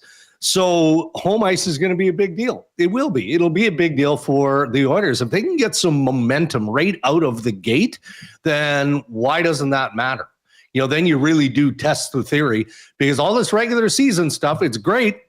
Again, you can build stories around it, but it doesn't matter if you lose 2 on home ice in round 1 of the playoffs. Now, all of a sudden, you're reeling. And that can apply to LA, who've been stellar at home.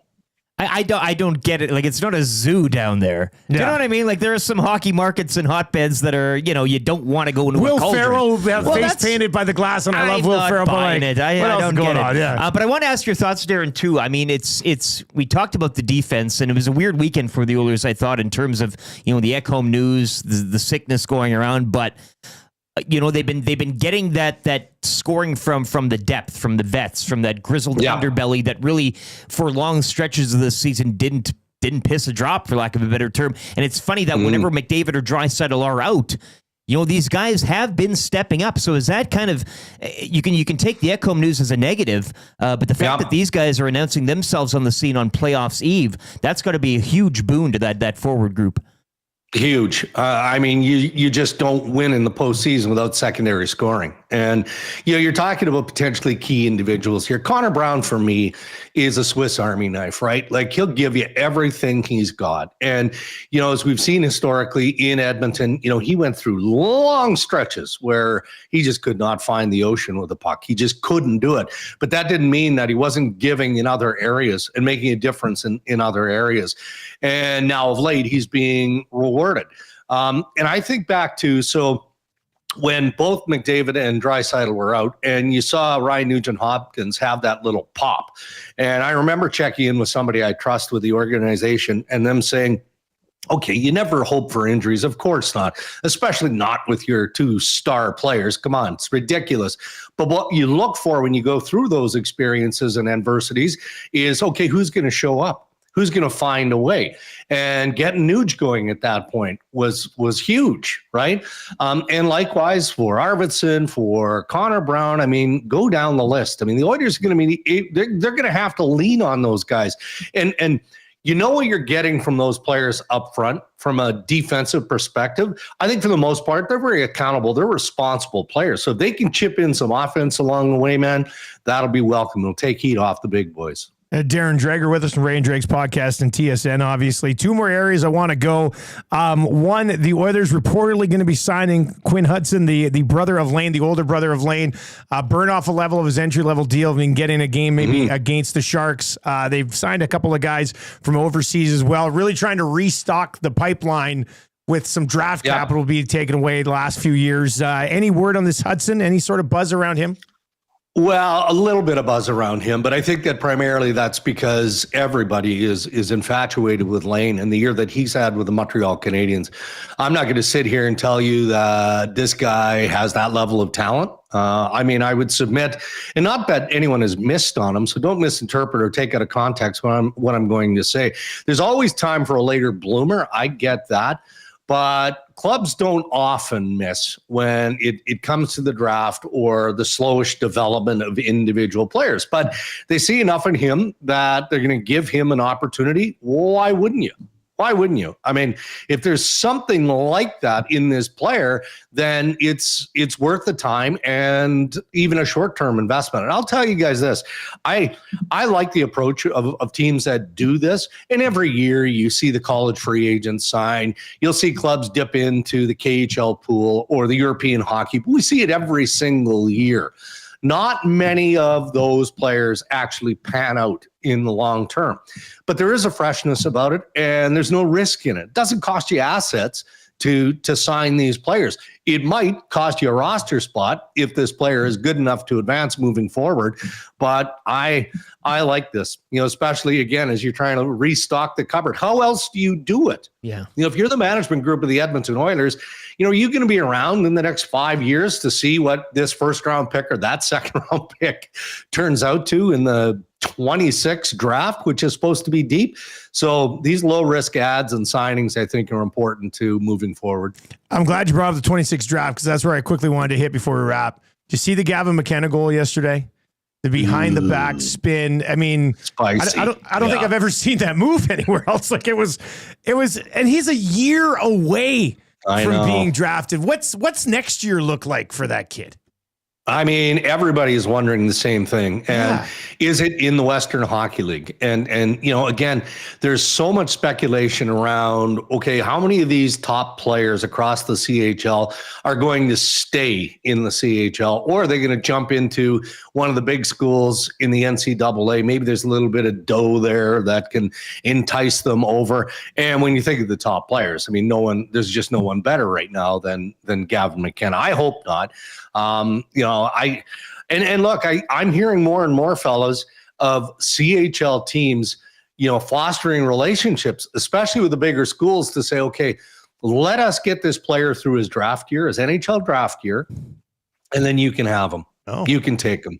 And that makes some sense, right? When you think of North Dakota, you think of Michigan, you think of, some of these bigger schools. So the CHL teams get the benefit of developing and seeing that player through his NHL draft. In McKenna's case, we have a pretty good idea where he's going to go. Yeah. And then if he decides that, okay, there's a little bit of cash here, maybe I'll play a year of college hockey before jumping into the, well, we'll see how it pans out. I mean, he could also be playing in the National Hockey League, and all of this is just nonsense, but there is that kind of undertone of what's going on at that level.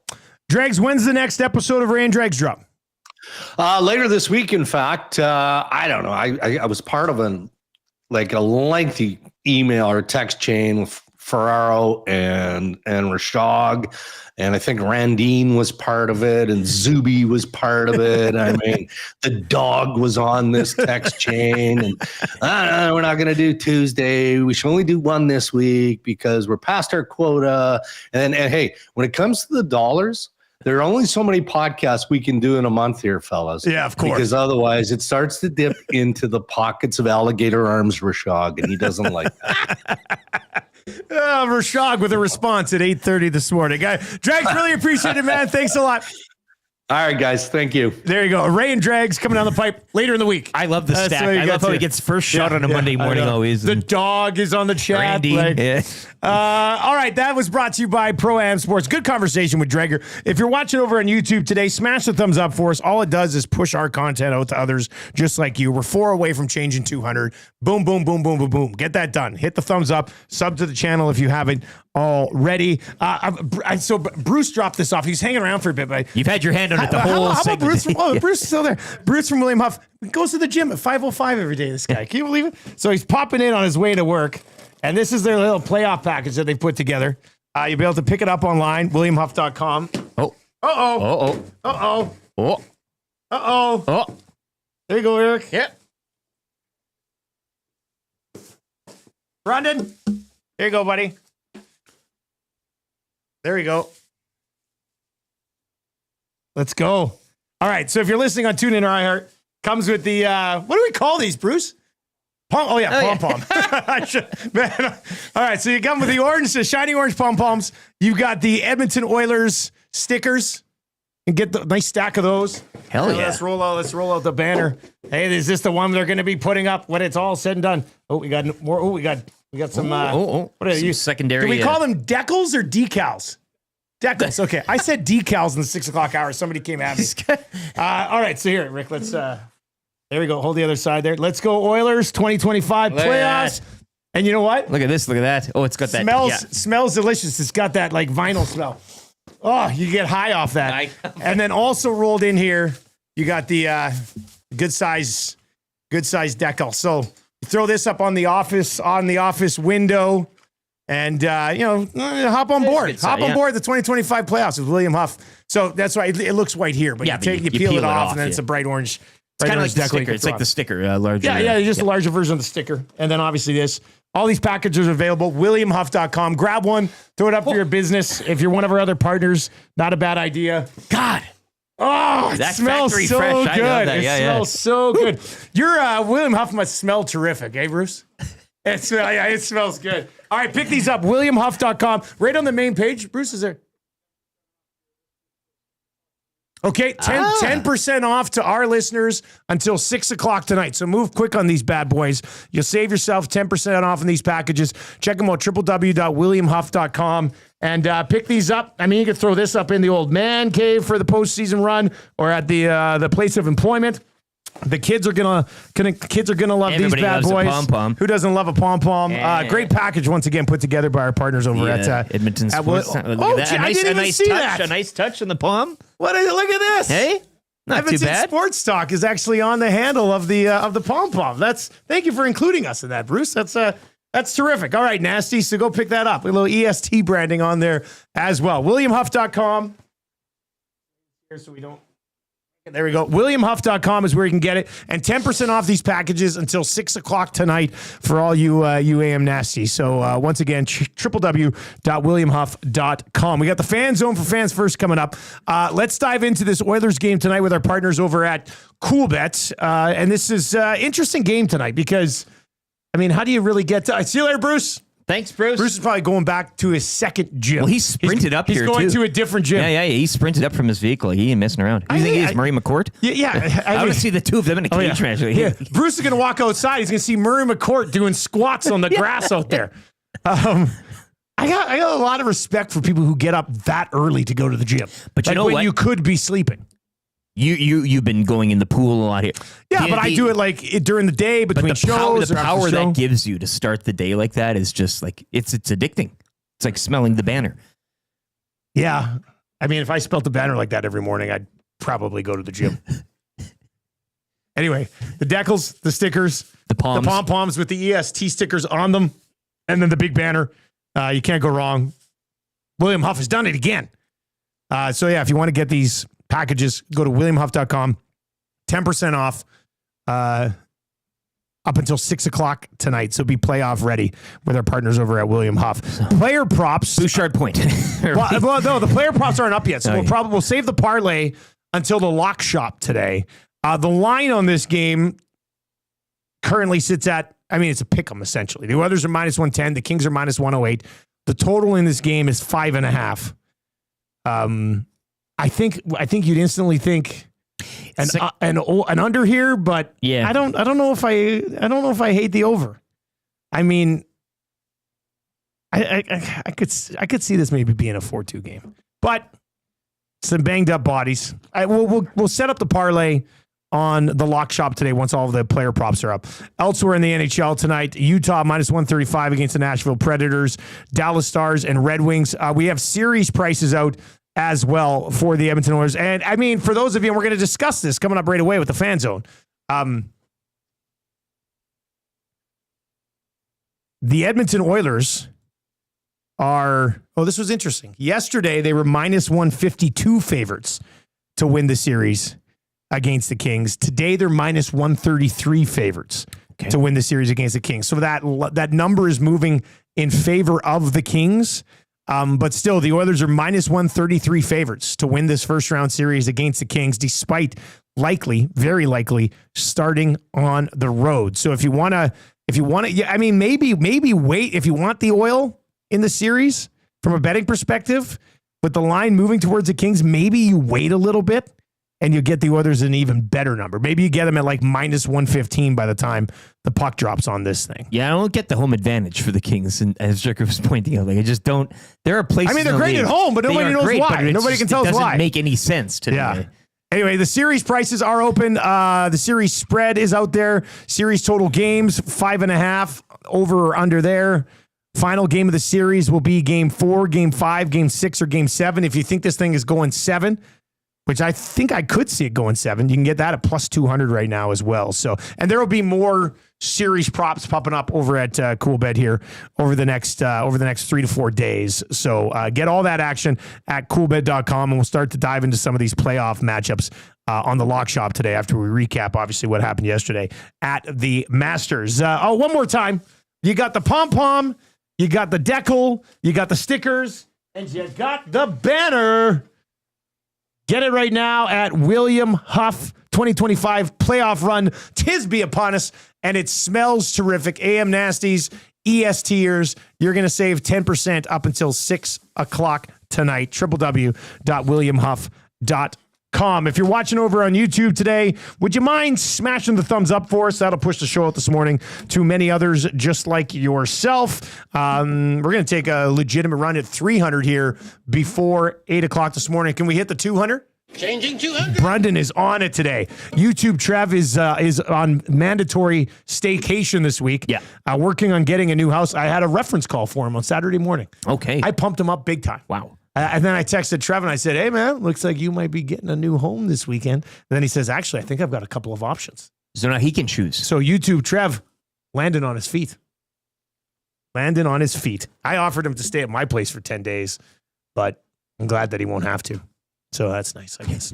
All right, the fan zone is coming up really sold out for fans that, first.ca. Plus, that's a good for the Italian Center still to come. There are some paninos kicking around in the fridge over there. Will be. Don't mind if we do. Let's get to a sports update right now for the great staff at Park Mazda with LT. Edmonton Oilers picking up a 4-1 victory over the Jets out in Winnipeg. They're back home to host the Kings tonight. The GCL Diesel pre- and post-game shows at Tom Gazzola come your way at 7 o'clock here on EST. The Oilers 2 points back of LA, with the Kings holding a game in hand. It's one of 6 around the league tonight as the Habs continue to look to lock down a wild card spot. They're at home to Chicago. Dallas visit Detroit. The Panthers are at home to the Rangers. Utah, Nashville, and the Canucks on the road in San Jose. Other action yesterday, Jets lose, but they capture the President's Trophy as Columbus would defeat Washington 4-1. Flames wild card hopes remain alive with a 5-2 victory over the Sharks. Avs double up Anaheim 4-2. Leafs over the Canes 4-1. Tampa beating Buffalo 7-4. And the Senators edge the Flyers 4-3. Rory McIlroy, he completes the career Grand Slam, capturing the 89th Masters in a playoff with Justin Rose. He becomes the 6th player to accomplish the Grand Slam feat. Rose, meanwhile, he finished runner-up at the event for the 3rd time in his career. That is one shy of the record held by Tom Weiskopf. Canada's Corey Connors, meanwhile, finishing in a tie for 8th. Jays taking 2 of 3 from the Orioles over the weekend following a 10-inning 7-6 victory yesterday. They're back home to host the Braves tonight to kick off a 3-game set. First pitch, 5:07. Sports Update brought to you by the great staff at Park Mazda and dealer principal Mitch Lewicki, where he thinks Joaquin Gage is a terrible hot takes judge. Hi there. If you're like me, you like to picture yourself in luxury, even though there's absolutely no way you could afford it. And if you can, well, even better. Thankfully, I picture myself in something that is luxury, but still absolutely affordable, like the all-new Mazda CX-90 from Park Mazda. With the new luxury features like facial recognition settings and quilted detail Napa leather seating, I can pretend to be comfortable with all of my proper settings activated without even touching a button, thanks to Mitch Lewicki and the great staff at Park Mazda. I like to picture Mitch Lewicki in a tuxedo t-shirt because it says, like, he wants to be formal, but he's also here to party too. Park Mazda, your dealer for life in Sherwood Park off Y Road, parkmazda.ca. Stand by to receive our transmission.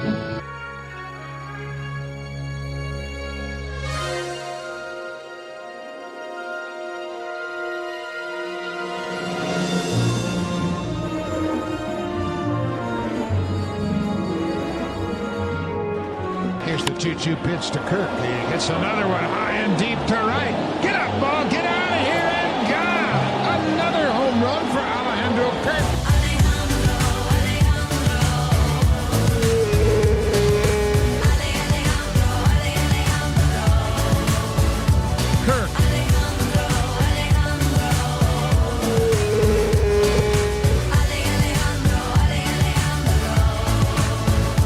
Kirk.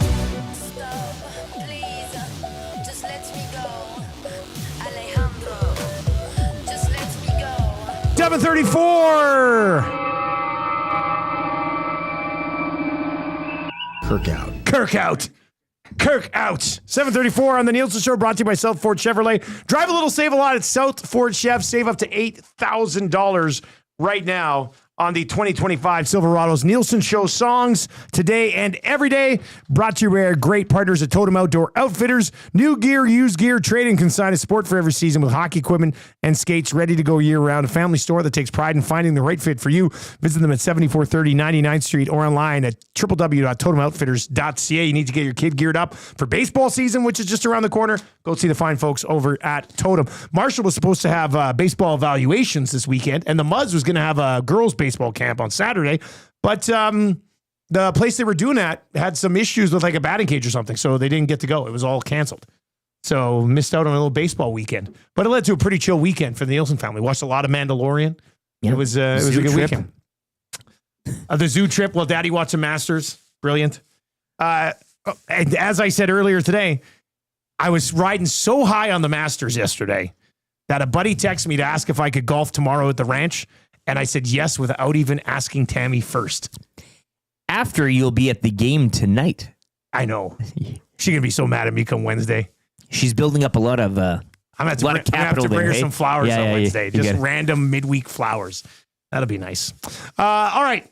By the way, these packages, Lingus, I saw you asking for everybody who's like, hey, what's the code to get these packages at William Huff? Go to williamhuff.com.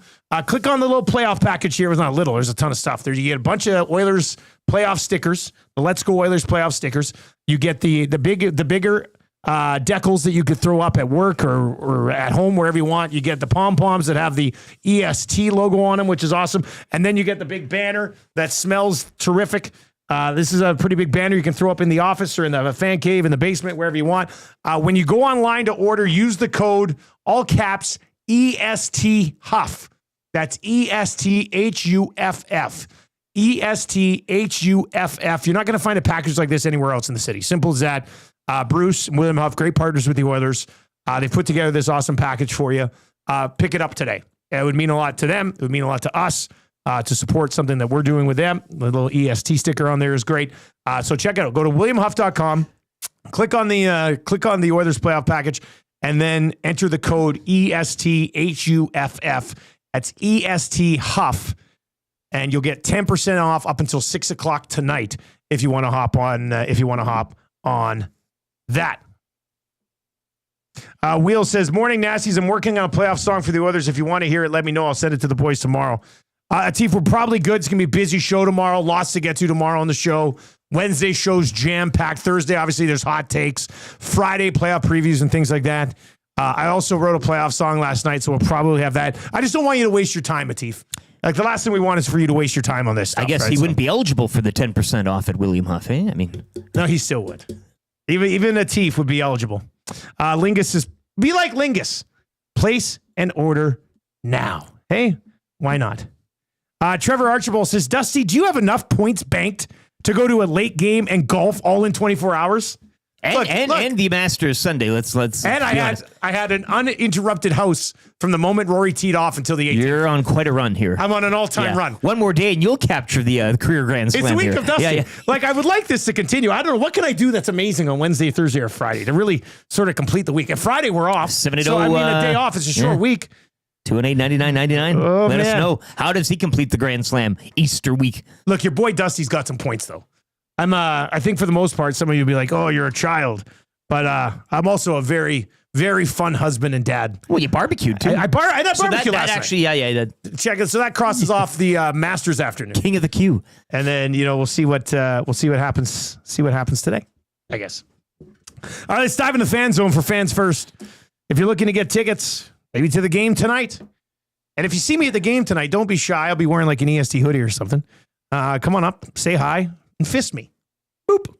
Yeah, check out those shoes. And I'll be with Damon Bunting, who will have better shoes than I. The two of you. Even though I plan on wearing my orange Nikes just to keep pace with this guy. I'm wearing Skechers today. These are some of my Disneyland Skechers. Are these Look how nice these are. I mean, these are nice. No, these aren't the bad ones. These are the ones I tried to salvage the foot on the trip with. But how's it smell? I like the banner. That hurt my hammy there, lifting my leg up. Whatever. I'll be whatever. I'll be okay.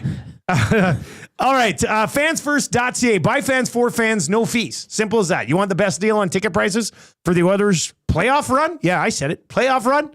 Get it done. Fansfirst.ca. Here's the question. Ekholm pretty much done for the year. We'll get into it a little bit more with Ryan Rishaug coming up from the Got Your Back podcast around 8:30 this morning. Can this blue line hold up without Ekholm to the point where the Oilers can go on a run to a conference final, maybe further, who knows? Do you have faith in the other 6 bodies they've got on the back end? 780-218-9999, 780-218-9999. Start with you, Rick. Well, Hampton Steve says Cook County night out would be the final. Oh, my God. That'd be almost the Masters to your Grand Slam collection. Is Cook open Thursday night before Good Friday? Before Let's the make holiday? it happen. Let's make it happen, hey? I haven't been to Cook County since like pre-pandemic. It's a younger place now. Doesn't when we matter. used to go, it was a lot of older folks.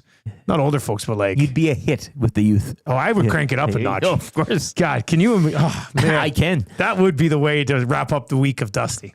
Like... I don't think I could make... that one's not going to fly. Well... I don't think... Again, Friday off. I don't think that's going to fly. To your question, though, yes, I do. It's a loss. Ekholm hasn't been right for some time, and if you're only getting like 75%, 50% Ekholm, I mean, maybe some would argue that's better than nothing. But you're expecting Wallman to be, I mean, what? That's the illness, right? The sickness. He'll be back. Nurse, as you mentioned, has been playing better, at least this calendar year as well, like specifically since kind of Christmas and onward.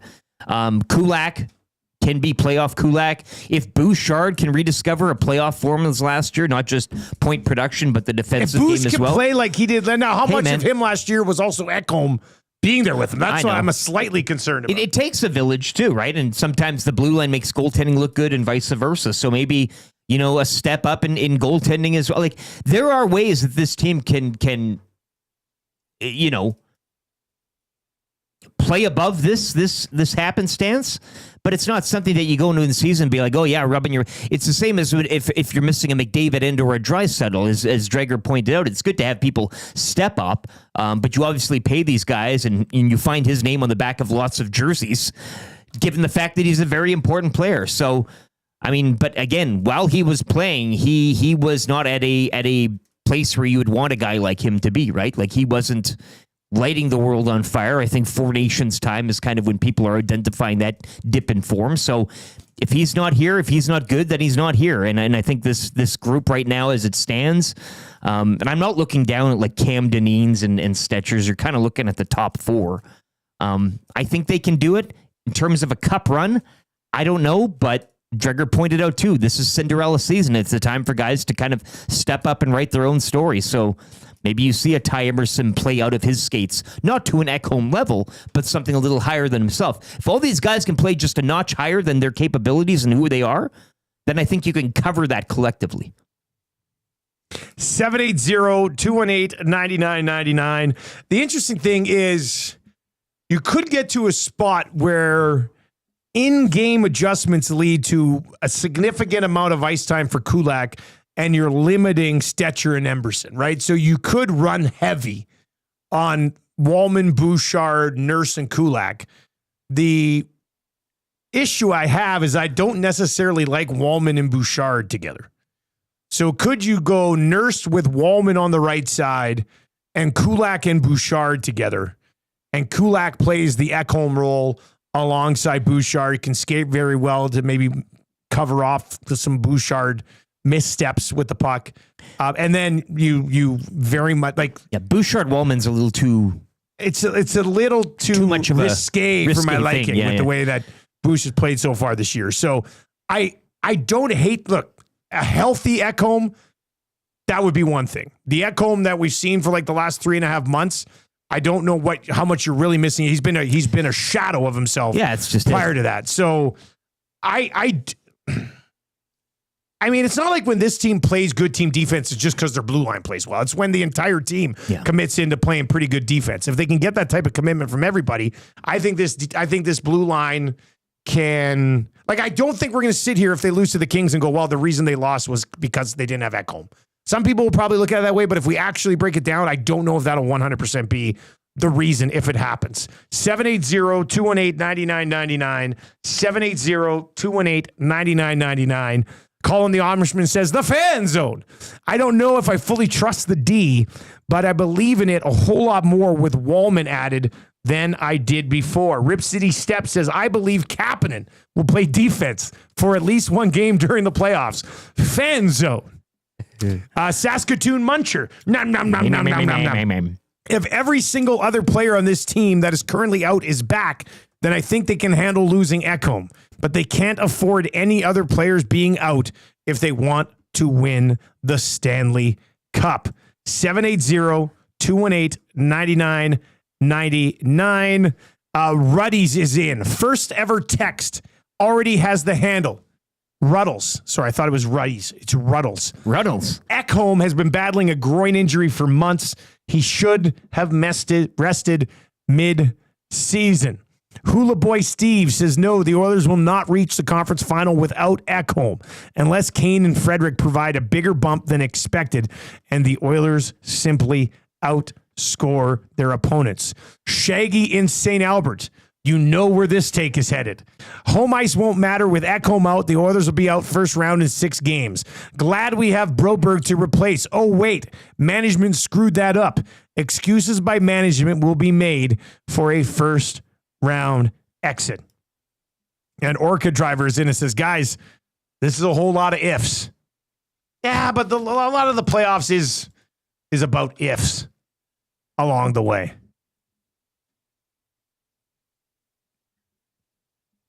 Tamara the Wig Lady is asking, is the coupon good on all the Huff playoff stuff or just that package? Let me fire Bruce a text.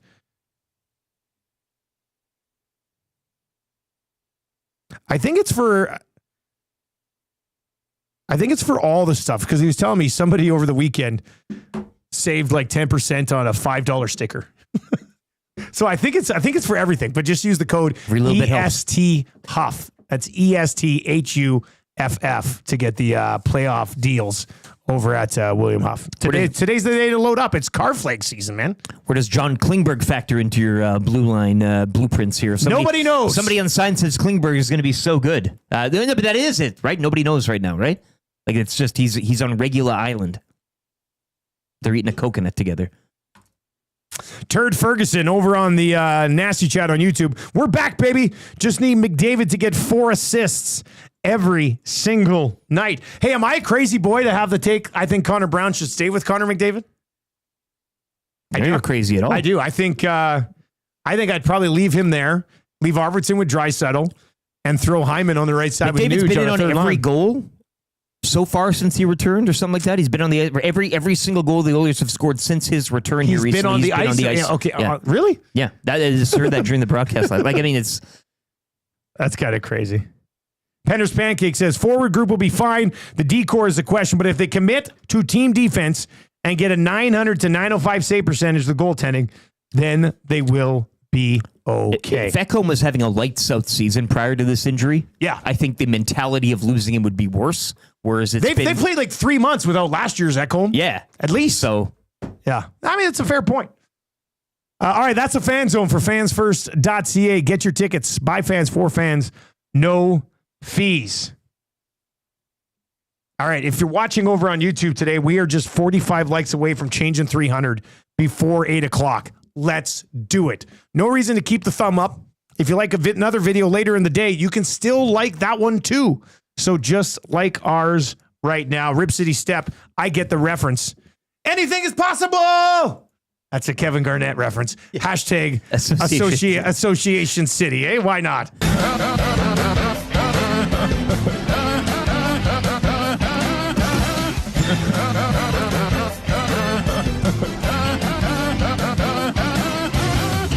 All right, should we get into That's Good? You want to go be a little panino heater upper? Lieutenant Eric's going to go heat up a panino from the Italian Center. Look how fired up this guy is. He just walked away and then he went, woo! Like he's what does he say? Too sweet. Whatever, that's what he says. Italian Center. We did have, who was it? Andrea from Calgary had texted in. The inbox is taking a good old-fashioned pounding today, which you love to see. Just a sec. Wrong window. Let me get this text. Andrea from Calgary says here we go. Andrea from Calgary says, I took my 8-year-old son to the Italian Center shop in Calgary on Saturday. He asked me to play the What Say You song on the way there. God, you love to see it. Hey, a mother and a son going to the Italian Center in Calgary, listening to an EST tune. That's good. If you want to be an office hero, that's what I always like to say. Be a hero for your office, whether it be the 12-pack of delicious donuts. Donuts so good that I'm on a FaceTime call with HR Daddy and Nasty Nana over the weekend, and the conversation came because they're going to Calgary for something right away. And my dad's like, hey, when we go to Calgary, we're going to go to the Italian Center. And Tammy, my wife at the time, says, you got to get the donuts. They're the best donuts I've ever had. So, I mean, be a hero at the office. Bring in a dozen donuts.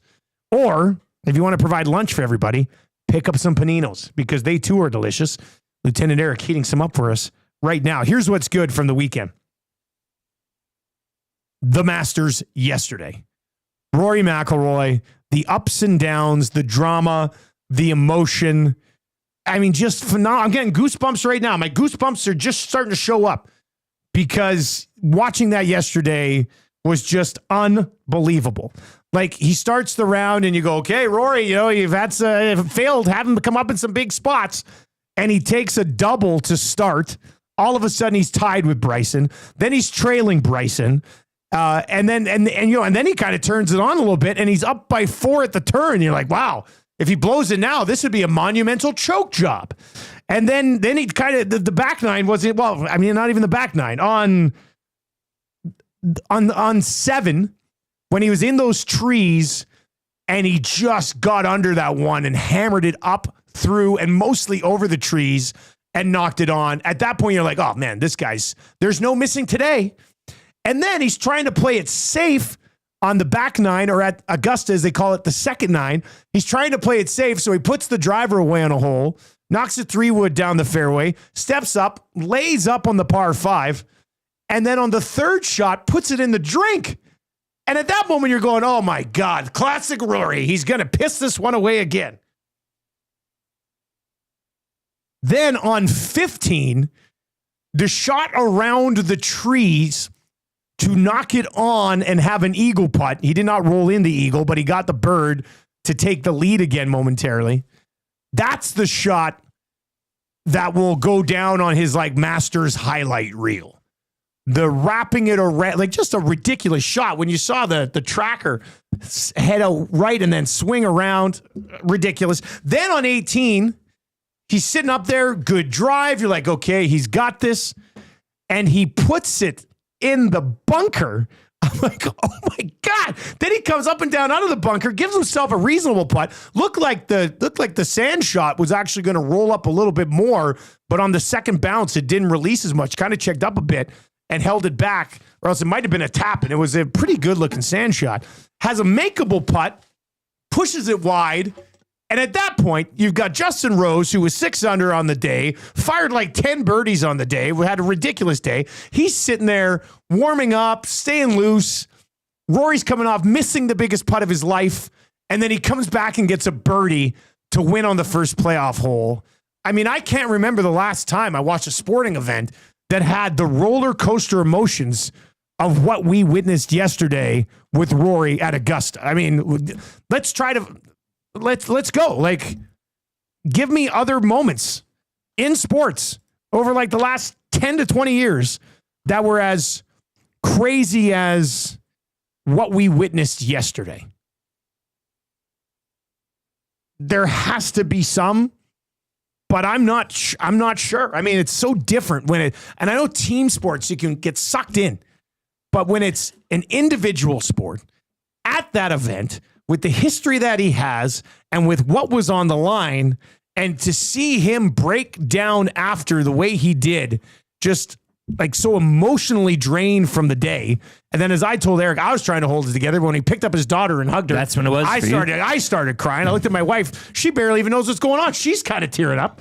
It was, I just can't remember a sports viewing day like that in a long, long, long time. I think, too, when he was walking back, making his way to the cabin, the post, the daughter, all that stuff, he was around a few friends and well-wishers, and then the mic caught him going, "I got to go get my green jacket." And it was so casually, the way he delivered it. I know. That was a moment, too, that I think will kind of stick out from that whole event.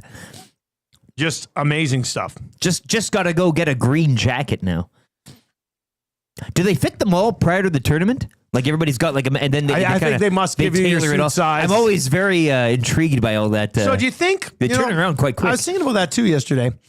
Like, how many green jackets do they have? They must have one of like every size. Any possible, yeah. And then you just sort of grab it when the guy wins. What if you had like really long, like you were like kind of an oblong shaped dude, and you had like your left arm was a little longer. Do the rest of those jackets now go to a country like overseas where all these Super Bowl loser champion shirts are? They've all got green jackets. A bunch of people walking around with green jackets over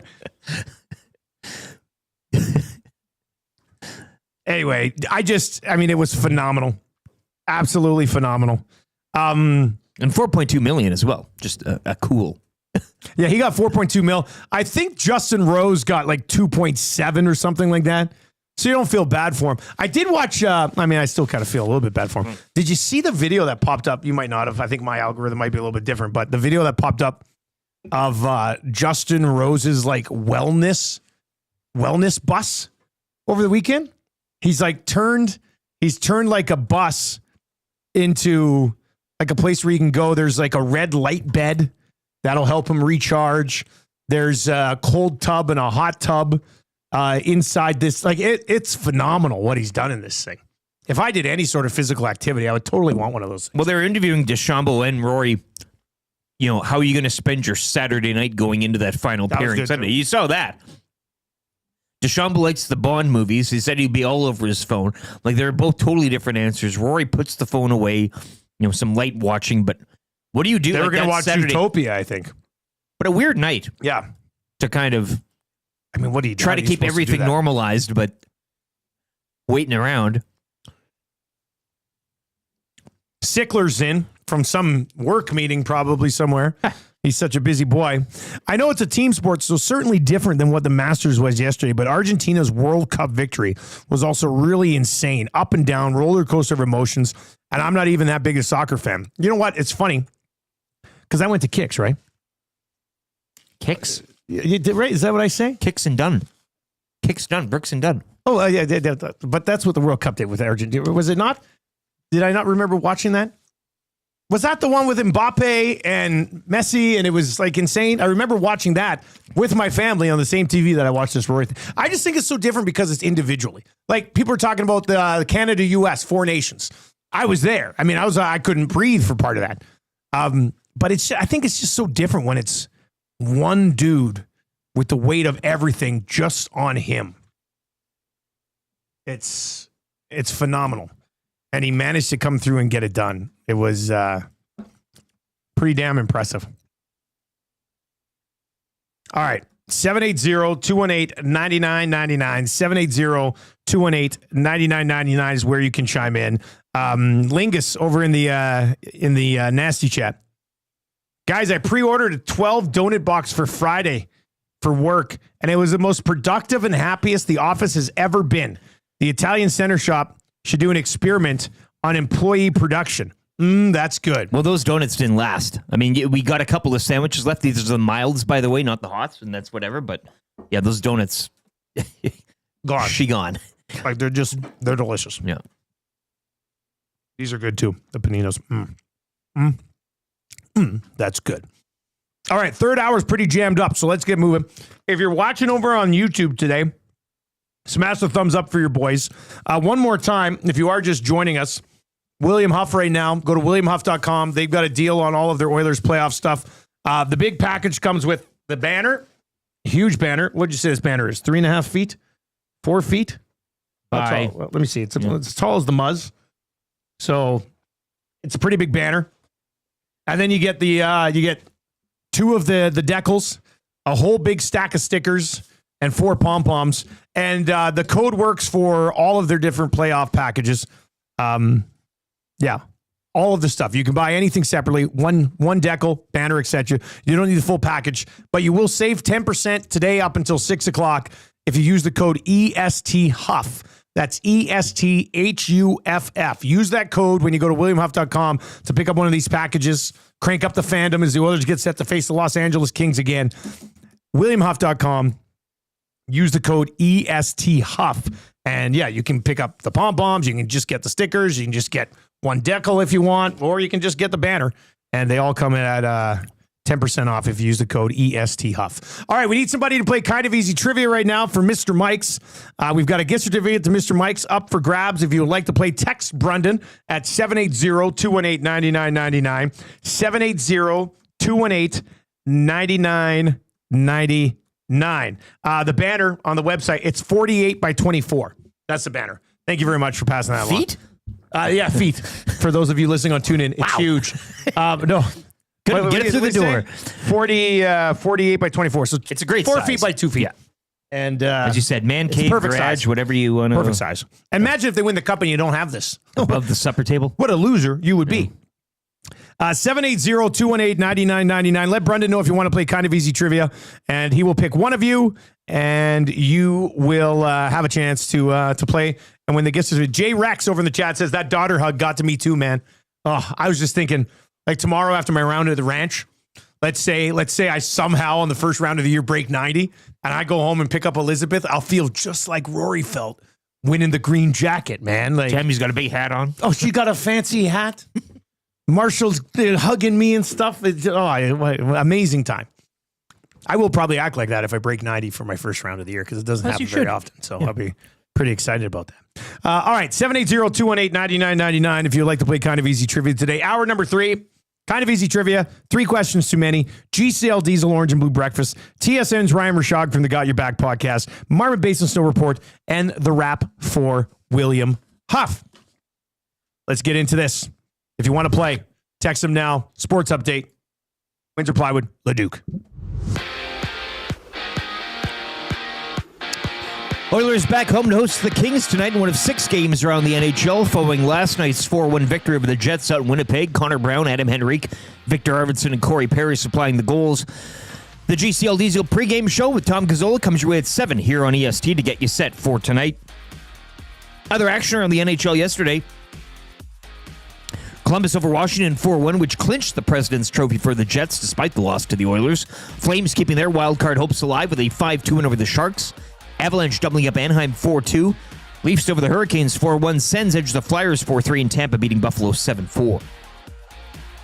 Rory McIlroy completing the career Grand Slam as he captured the 89th Masters in a playoff with Justin Rose. He becomes the 6th player to accomplish the Grand Slam feat. Canada's Corey Connors finishing in a tie for 8th. The Jays are back in action tonight. They're at home to host the Braves to open a 3-game set. First pitch 5:07. Jays with a 7-6 10-inning win yesterday over the Orioles down in Baltimore. NBA play-in tournament begins tomorrow. Orlando at home to Atlanta, while Memphis visit the Golden State Warriors. Sports update brought to you by Windsor Plywood Leduc, locally owned and operated, serving Leduc and the surrounding area since '93. Doors, flooring, baseboards, and of course, plywood. Go see the knowledgeable staff at Windsor Plywood Leduc.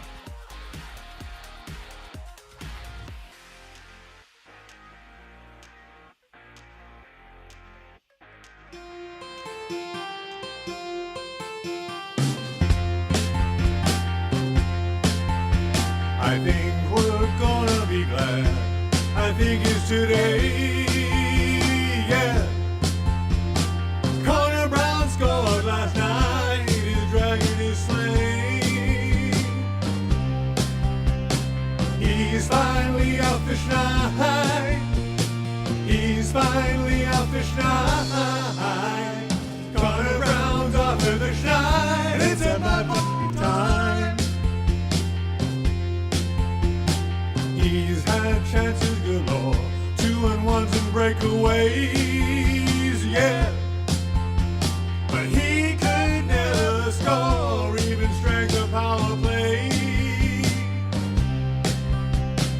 He's finally out fish night. He's finally out fish night. Connor Brown's off at the schneid.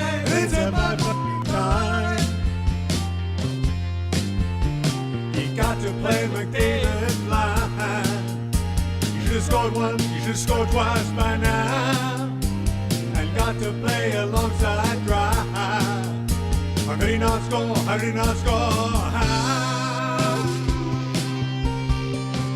He's played on every line, but he's best on PK. Yeah. He could never find the twine till he found his last game. Yeah. He's finally out the schneid. He's finally out the schneid. Connor Brown's offered the schneid. It's about fucking time. It's about fucking time. It's about fucking time. 8:04 in the morning. Thank you very much for being here today. Tell your friends about Edmonton Sports Talk. They can listen on TuneIn. They can listen on iHeart. They can listen to EdmontonSportsTalk.com. They can watch on YouTube. Who was it? Was it Paul that slid in over on the chat today? Paul down in Calgary this morning says, boys, I listen faithfully on iHeart, but today I'm going to YouTube to give you a thumbs up too. Thank you for shutting down Atif. His songs are terrible and so annoying. Thank you, Dusty. Paul in Calgary. Oh, Atif, I'm sure he loves you. That's just he's just saying a funny. We're looking at a high of about 15 degrees. Won't get there until about 5 or 6 tonight. 11 degrees tomorrow. 17 on Friday. A little holiday Friday action there. High at 17. Make plans to be outdoors on a Friday. That's good news. All right. We got Rishaug coming up. He'll join us in about 25 minutes. GCL Diesel Orange and Brew Breakfast still to come as well. Marmot Basin Snow Report, the wrap for William Huff. We need one more question for 3 questions too many. So if you would like to submit that, feel free. 780-218-9999. Pizza Boy's in. It says, guys, I don't know what song I've heard more lately. The Connor Brown Gold song or that Pink Pony Club song. If you guys got paid royalties for it, he'd make more from you than he does on his player contract. Pizza Boy. A bit of a playoff anthem tease there, hey? Is that Pink Pony Club? No. But I know a lot of people talk about that. How's that Pink Pony Club? Orange Oily Club. I think that's doesn't really have a... No, that's not it. This year's playoff song, if I'm able to get it produced in time, it's written now. Just got to send it off. It's a rock song. Any more hints? No, that's it. Give me the album. It's a rock and roll. Rock and roll. Trooper. Not Trooper, although I would like to write a Trooper song at some point. Anyway, you can submit your guesses if you want. 780-218-9999. Penner's Pancakes. We already have a Connor Brown question for 3 questions too many today. So submit something else. We're just flush in Connor Brown questions. So many. We got to be so many. Keep them till tomorrow. We'll spread them out over the week. Cooney Time Ben says Paul must be a big Asif guy as opposed to a Atif.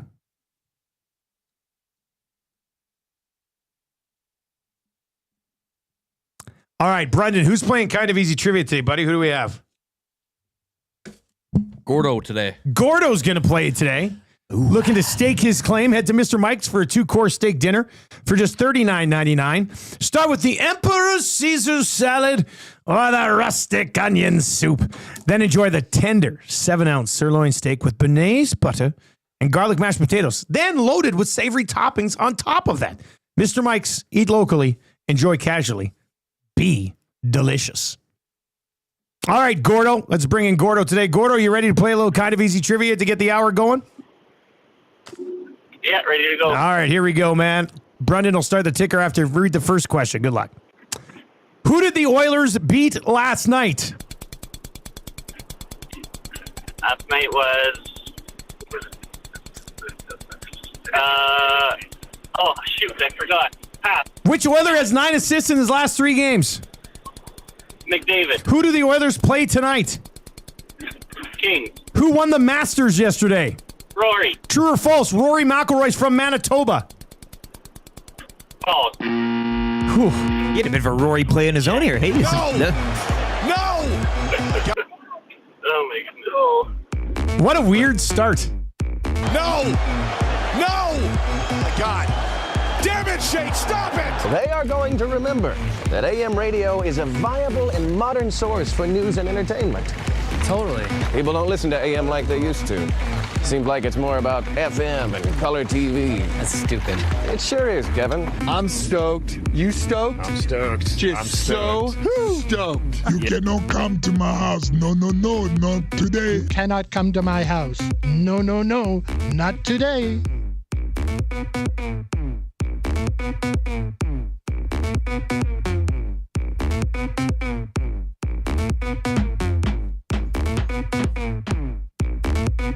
It was Rory-esque. That's what it was. It was he double bogeyed the first and then bounced back. What's scary is that it sounded like he was asking somebody else who the Oilers beat last night, and they too didn't have the answer. Yeah, the whole shop kind of, but just pass the damn thing. Still managed to get it done. He's lucky he was on the long ticker. Old ticker, done. Roseanne. Done. No chance. No chance on that one.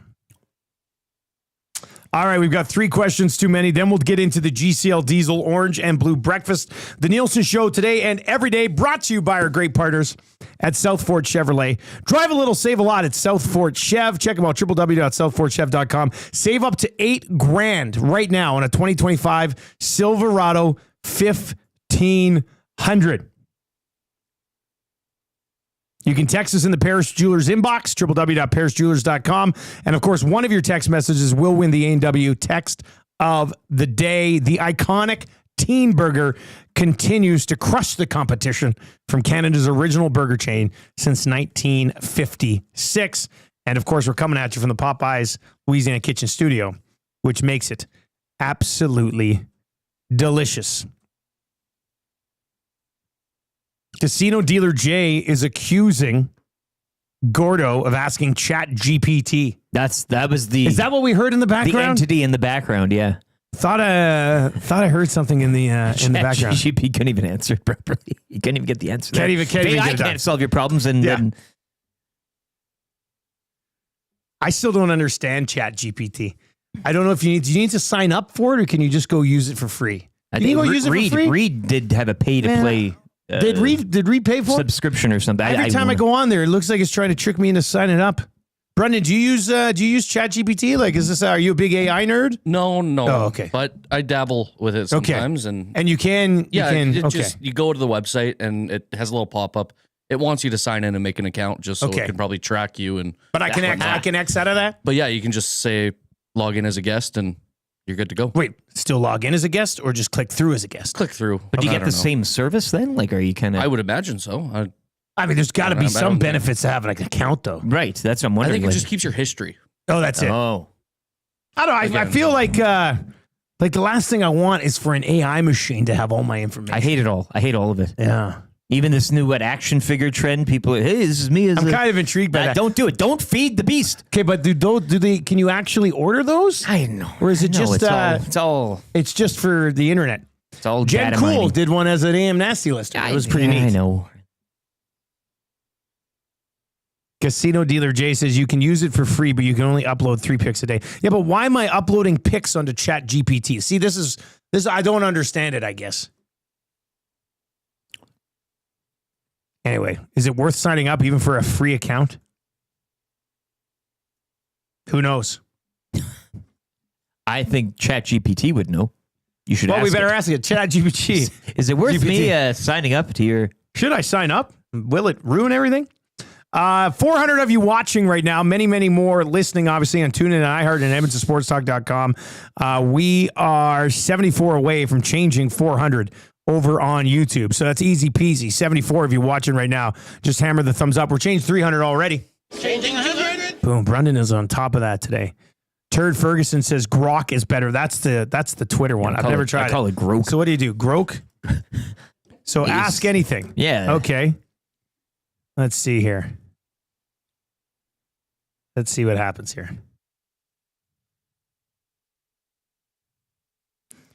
I asked, is LeBron the GOAT? And this is your Grok is telling me AI, the GOAT debate. LeBron's case is strong, but messy. Wow. Like Lionel Messi? See, here's the other thing. This is what I always think should happen too. Others throw in Kareem. 6 rings all time. Great resume. Russell. Oh, and even Kobe's. Who's running Grok? PK Subban? Unbelievable. I'm done on Grok. That's it. I'm done on Grok. Grok, deal. Grok, whatever it is, you're done. You're done here. Somebody send me another AI site. There's got to be something out there. All right, let's get into 3 questions too many today. Maybe EST makes its own I mean, we're probably at the point. Intelligence machine, eh? Yeah. With your theorem that you discovered the other day, I'm sure there's something in there. We need to have somebody dress up in the Smash Mash costume, and then put him in that Steve Urkel machine that makes Stefan Urkel, and then Smash Mash comes to life as like an AI thing. Yeah, and that's our AI guy. Come see it in an event. Yeah. Ask it anything. Hey, Smash Mash, come up a new recipe for a beverage. Oop, done. All right. Have I said, do you have a liner for the segment already? No, you haven't. Okay, let's do that then. Do you have a liner for the segment? I do. 3 questions too many, brought to you by the great staff at Park Mazda and their dealer principal, Mitch Lewicki, who believes that Hernan Salas would be a better judge at hot takes, even from Mexico. Park Mazda, your dealer for life. But remember when Hernan judged? Or no, he was in hot takes. Him in hot takes was a trip. He was the man of the people, right? He'd be a conduit, like he'd be a proxy for listeners. Then he'd go about thanking them.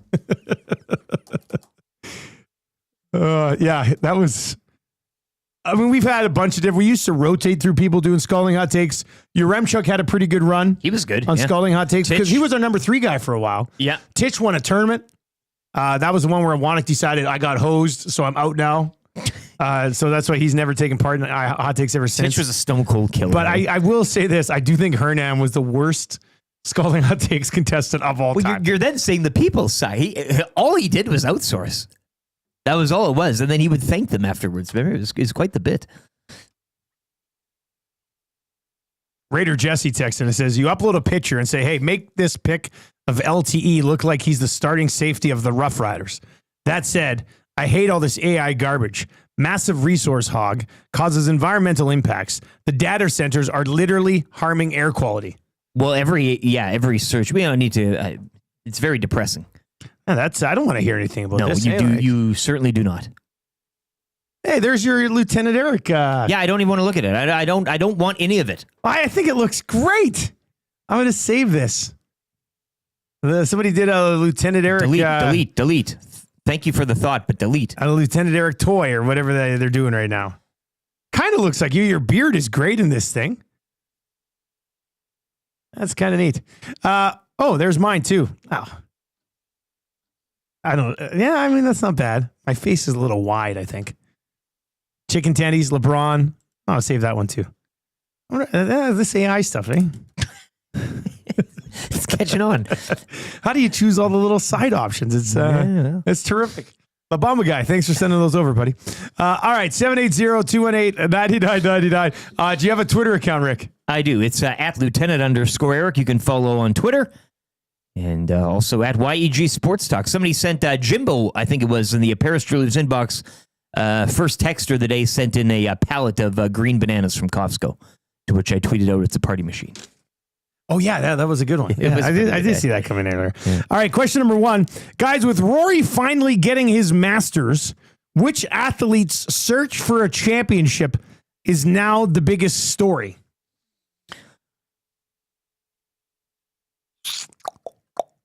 Well, good question. Here locally is...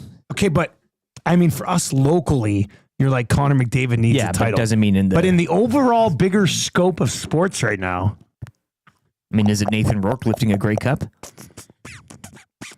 No.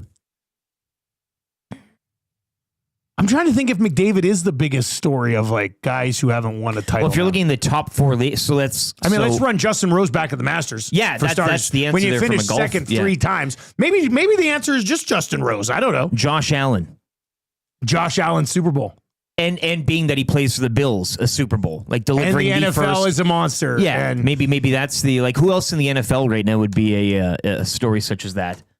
What am I not Josh Allen probably. Is there somebody else here? Or? Is he a better answer than McDavid? Well, nobody here will say that, but I'd like to see Mike Trout get to a World Series. Man, the Angels, I saw what are their odds of making the playoffs? It's like 0.1 0.00000. Yeah, they're that's just never going to happen. You almost hope now that he won't ever get close at all. The Josh Allen Super Bowl, is that bigger than the Lamar Jackson Super Bowl? The Ravens have won Super Bowls. Yeah. And I think if Allen delivers in a place like Buffalo, it would mean that much more. You probably would. I just personal. think Lamar's kind of, he's won more from an individual perspective. I could see that, yeah. And then McDavid and Draisaitl probably got to be in there as well. I mean, NBA, where are you going there? I think you can kind of dance around each league and pick one story or. Yeah, like the Thunder are too fresh. They're there. Jokic has his. LeBron has, a Luka title. Went to the final last year. Yeah. Different spot. It wouldn't feel like. It doesn't answer this question. It doesn't answer the question. No. I think the top options are Josh Allen, Lamar Jackson, Connor McDavid. Justin Rose at the Masters. Again, 20 years now, all-time leader in rounds that he's led without a victory. Lost in 2 playoffs now. Finished second 3 times total. I think that's probably got to be up there. Shoggy and St. Albert, Matthews, Marner, Nylander. Yeah. Well, we can talk about that about 10 years from now, I think. Big Dave says Lamar Jackson has been waiting for a title. Dex says, I'd like to see Mike Trout finish a season. Tommy Rubella says, I have to go McDavid, Canadian team, been the best player in the league. I know it's a homer take, but aside from Mike Trout, maybe that's it. McLean says Mickelson U.S. Open, runner-up 8 times. Lefty has finished runner-up 8 times at the U.S. Open? I thought that just trickles in here. Is he exaggerating or is he actually finished second 8 times? I know that's a thing, but is it 8? My God. I didn't think it was 8. But I know it's a thing. But this one was oh boy. I don't think we get to see Lefty take a run at it though. I think we're past that point. All right, question number 2. Boys, if Connor Brown stays with McDavid for the playoffs, who would you like to see on the left side? And we'll get into the conversation with Rishaug when he joins us. Should they leave Connor Brown on the right side with Connor McDavid right now? Seems to be working. I mean, a healthy Trent Frederick on the left side. I got some time for that. Yeah, maybe we don't even know yet what we haven't seen, like a Frederick or something like that. Frederick, Brown, and McDavid. If you get a healthy Frederick and you go Frederick, McDavid, and Brown, then you go Draisaitl, Buchholz, and Arvidsson, you could go Skinner, Nugent, Hyman, which should be a line that can produce some offense for you. And then you go Henrique, Janmark, and Perry. I mean, that's a pretty good 4th line too. So a healthy Frederick, if he can go come playoff time, I think might be right up near the top of that list. Penner's Pancakes, lefty runner-up at the U.S. Open, 99, 2002, 2004, 2006, 2009, 2013. So 1, 2, 3, 4, 5, 6 Are we missing anything there since 13? I don't know. Maybe. Still, though, that sucks. I don't know why I'm laughing because it's horrible for that person, but I do find it somewhat amusing. Question number 3. Hey, do you guys say thank you after AI has helped you? Like with Alexa or Siri? Do you say thank you to the AI voice? Brenda's shaking his head. He says yes. Really? Okay. You really do? Just in case. All the time? Just in case. I don't. So you want to go on like a good list? Yeah. Okay. Fair enough. I know it's kind of like the trader mentality, but yeah. I don't trust AI. It's helpful, but I don't trust it. What about like the self-checkout? Or like the automatic door? Like you can really take this thing like... yeah. Any sort of... The only thing I do at doors is pretend I have the Force. I still do that. I'm trying. Yesterday we were watching something. We must have been watching Mandalorian or something else. Anyway, and we have Siri set up to like our computer up by the living room, and Tammy had to ask it for something, and it spit out an answer right away. But then it kept talking. I said, "Okay, shut up now," and it stopped. Which I was like, "Whoa!" Has it spoken since? I don't care. I don't use that neither stuff. do I. I never use Siri. I never use Alexa. Like my kids have little Alexa machines in their room where they can be like, "Hey Siri, play Marshall Like Shaggy by Angel by Shaggy right now." So he's like, "Hey Alexa, play Angel by Shaggy. And so like the kids like that stuff. But I'm an adult. I don't need this stuff. So I definitely don't say thank you to a machine. My fridge doesn't even have, it's one of those old, like it's no Wi-Fi. Yeah, I don't think my fridge has Wi-Fi either. No, but you need it all nowadays to do you talk to your car? No. Yeah, no, I don't know. Not the same as AI. No. AI, I'll talk to You're it just like talking you. to machines all the time. Eh? Yeah. Well, You go home and have a conversation with AI, Brendan? Is that I'll just start saying words sometimes, and I'll catch myself be like, "Dude, what are you talking about?" Really? Yeah, and wow. just me in my basement. Well, not just Rob from the Grove says, I say thanks sometimes when using self-checkout. People, it's a thing because if they all think about it, think about the door that uses the force on. Even that, when it gets to the point where it's all in the grid, that door will become, aware. Yeah. So you best kind of get on it now. Like it's all, we're done. Like we're totally doomed. Yeah, I mean, my kids' generation will be controlled by AI. I mean, I'm ready to accept their fate, but I'm fighting my own. Linga says, I have no interest in AI, but I might be up for a GoPro cam watching a Wannick and Chat GPT argue on a daily basis. And now we got something. That could be late night programming for EST. Yeah. Tonight from 9 to 11, a Wannick argues with Chat GPT over random facts. Brought to you by. All right. Keep the text messages rolling in. If you're watching over on YouTube, hammer the thumbs up. Let's get into the GCL Diesel Orange and Blue Breakfast. Then Rishaug from the Got Your Back podcast and TSN is going to join us. The Edmonton Oilers get the win last night against Winnipeg. Take on the Los Angeles Kings tonight. The Orange and Blue Breakfast, this game and every game, brought to you by GCL Diesel, providers of the best diesel engine components around, from turbochargers to injectors, fuel pumps to sensors. They are the critical engine component experts, proud to serve Edmonton and Northern Alberta for over 50 years. As for the Oilers and the Los Angeles Kings tonight, we'll see the Oilers last night. Pretty good game. They were shorthanded. The Jets opted to be shorthanded themselves, but the Oilers a convincing victory last night. We'll see what the health status is like. Maybe we'll discuss that a little bit with Rishaug. McDavid, Brown, and Skinner, Matthias Janmark, Arvidsson, Podkolzin, Henrique, Derek Ryan, Corey Perry, Philp, Kapanen, and Jones, Nurse, Bouchard, Kulak, Stetcher, Deneen, and Emberson. We will not see Matthias Ekholm likely for the rest of the season, but we'll get into that a little bit with Shaggy as well. The Los Angeles Kings, most recently, this Kopitar, Kempe, Kuzmenko line has been rolling pretty good. Byfield with Lafreniere and Fiala. Fiala, too. Their top six has been lights out. Yeah, Byfield's been good for the last 30 games, too. Philip Deneau with Trevor Moore and Fogle. Pretty formidable third line. Hellenius, Turcotte, and Mallet, who scored that great goal against the Oilers and had it ruined by an offside challenge from Knobloch.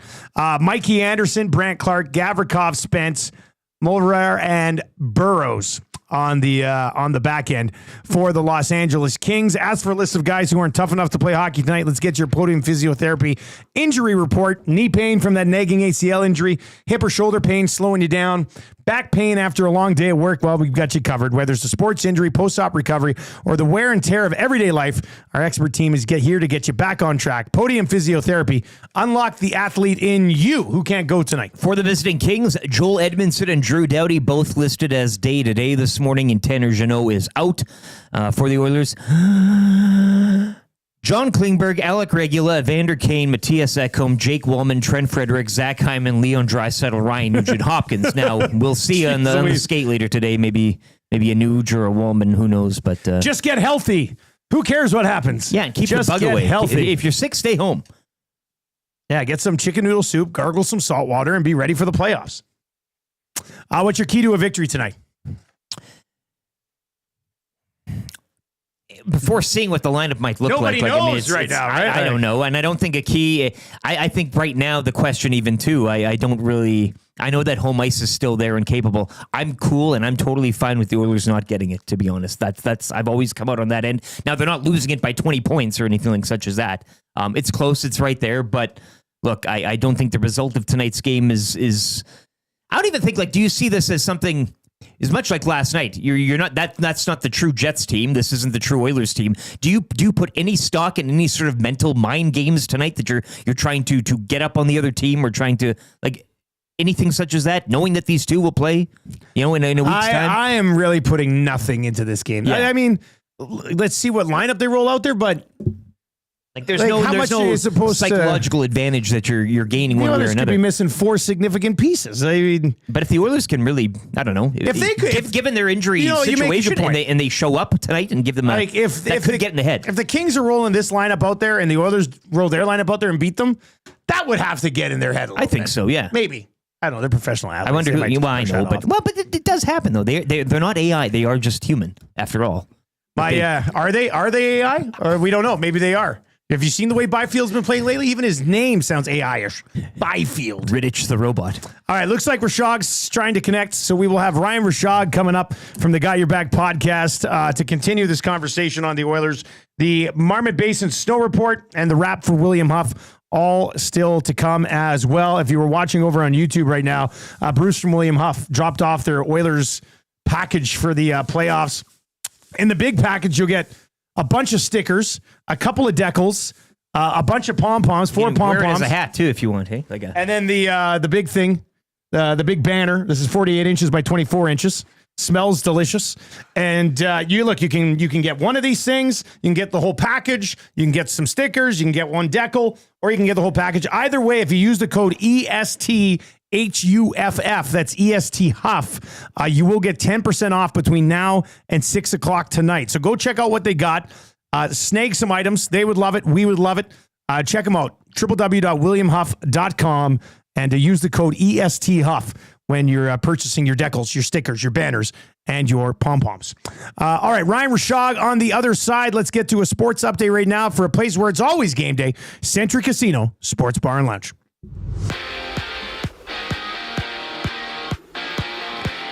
Oilers and Kings tonight down at Rogers Place as Edmonton are 2 points back of LA for a second in the Pacific. Kings also holding a game in hand. The GCL Diesel pregame show with Tom Gazzola. It starts at 7 here on EST as the Oilers picking up a 4-1 victory last night over the Jets out in Winnipeg. Jets, though, clinching the President's Trophy as Columbus would defeat Washington 4-1. Flames wildcard hopes remain alive. They defeat San Jose 5-2. Tampa beat Buffalo 7-4. Sens edging the Flyers 4-3. Leafs stumping the Hurricanes 4-1. And Colorado doubling up Anaheim 4-2. Rory McIlroy completing the career Grand Slam as he captured the 89th Masters following a playoff with Justin Rose. He becomes the 6th player to capture the Grand Slam feat. Canada's Corey Connors, he finished in a tie for 8th. Jays, they defeat the Orioles yesterday 7-6 in 10 innings. They're back home to host the Braves for a 3-game set. First pitch 5:07 tonight. Sports update presented by Century Casino Sports Bar and Lounge. Wall-to-wall TVs, daily food and drink specials. It is the place to be for every Oilers game. Every day is game day at Century Casino Sports Bar and Lounge.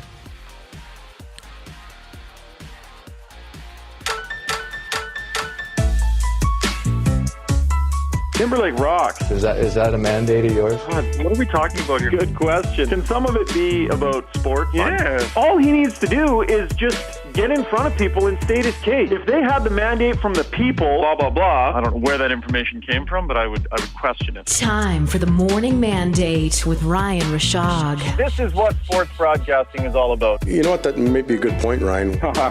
You broke the story, Ryan. Rishaug is one giant 6'2" pile of Charmin.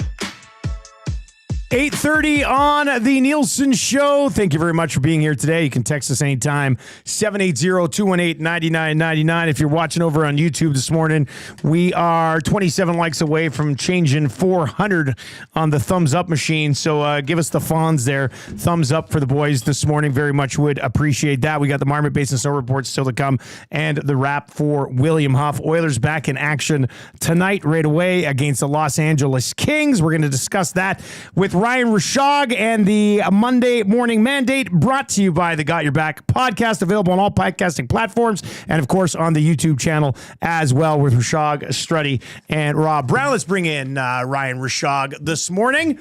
Ryan Rishaug, happy Monday, buddy. How are you? Happy Monday. I'm good. Yeah, last home game of the year, regular season to cover tonight.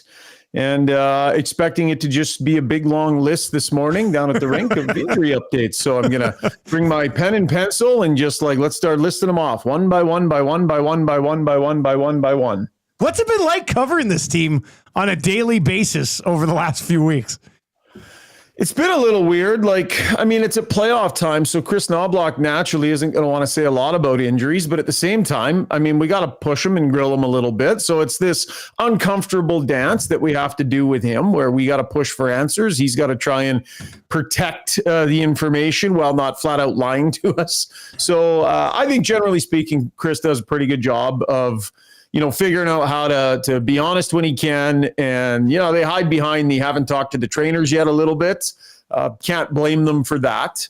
It's been all about injuries and continuity and goaltending basically has been all the questions for the last month. Well, the biggest story, nothing against last night's victory, don't get me wrong, but the biggest story from the weekend is the news that they will likely not have Matthias Ekholm for a long, long time, likely the rest of the season, I would think. Shaggy, your thoughts on this, what you reported over the weekend and how they hold up without him? Yeah, well, listening to Knobloch talk yesterday before the game, sounds like the initial results, which I was reporting on, were not great with Matthias Ekholm. Expectation is he's either done for the year or we're talking deep into playoffs.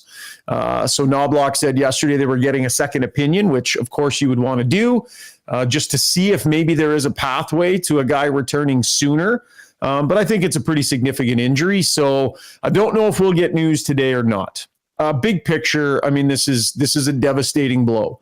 Like we talked earlier this year on our show about if you could choose one player for the Oilers that would be the most devastating to lose for the playoffs, there was some debate that it could be Matthias Ekholm, because if you lose McDavid, you still have Draisaitl. If you lose Draisaitl, you still have McDavid. Matthias Ekholm plays the game in a way that next man up, there's a big gap there. And Darnell Nurse is having a really good year, and that's absolutely crucial for this team.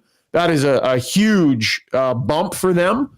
And it eases the blow of losing Ekholm. But guys, he's referred to regularly as their number one defenseman, heart and soul player, both ends of the ice. He's a gamer.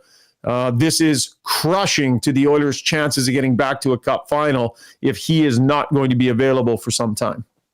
You do kind of, to put a different spin on it, or trying to at least, the Ekholm we've seen this year, specifically around that Four Nations period, hasn't been the dumb. Like, I do find physically, yes, you mentioned that he is the guy up there, but psychologically, if he was kind of carrying this team all year and then went down, perhaps it might be a bigger blow for this team. Like, I don't know. We were talking about, obviously guys are going to have to step up now. That's just what's going to have to happen. Yeah. But I do feel like psychologically, he's been out for about three, it's like they haven't had elite Ekholm for months. Yeah, now, right? And they've still been, now again, cup run, that's totally different, and that's a condensed period of time. But I guess if you're trying to put some sort of positive on it psychologically for this group, they've been trucking along without him over the last little while. Yeah. Not buying it. Sorry, boys. Hey, I'm just trying. It's buying it at all. He's played 65 games for them this season, and I know he hasn't been at the top of his game. So are they somewhat used to performing without him? Sure. They've got math number of games that he's been out. I'm not going to try and pull that number right off the top of my head, or I just risk ridicule. So, yeah, I know what you're saying. But bottom line, there's a certain level that this Oiler team needs to hit to get back to where they were before. Doesn't matter what's happened the last month of the regular season. You need to have a certain amount of juice in your lineup to be able to push it as far as you possibly can. They got way less juice in their lineup now because of Matthias Ekholm. So that's not going to manifest itself in games 49 through 65 of the regular season. That's going to manifest itself in games 4, 5, 6, 7 of a team that is as good or better than you. That's going to manifest itself in tight moments late in games when you got a penalty to kill. He's just not there. So I hear what you're saying. Doesn't ease the blow at all. This is a crushing loss. The fact that they've got Wallman, assuming he'll be healthy, that helps. It's a darn good thing they went and got him. But I tell you what, they could sure use a really usable option in that spot John Klingberg is currently in right now. Yeah. Because now they're one more injury on the blue line away from What? From Cam Dineen in the playoffs. I mean, yeah, that's basically where it's. So, Shaggy, let me ask you this. I know it's going to have to be like a group effort, but if you had to pick one defenseman that's going to have to step up in the playoffs, knowing that Ekholm's not going to be there, is it his regular partner in Bouchard? Is it Wallman, who's new but seems to have some upside? Is it Kulak, who we know seems to play well when you give him some more minutes? Is it Darnell Nurse, who's been much better going into these playoffs than he had last year prior to the like? If you had to pick one guy, who would it be? So I would say that Darnell Nurse just needs to go be Darnell Nurse in the playoffs. He's been good during the regular season, right? He'll up his intensity level like everybody does in the postseason, and he needs to keep the play simple and solid and good defensively. He just needs to kind of keep doing what he's doing along with that regular postseason bump that they get. Brett Kulak just needs to be the same Brett Kulak he's been the last few playoff years. I don't think you're asking guys to be superhuman.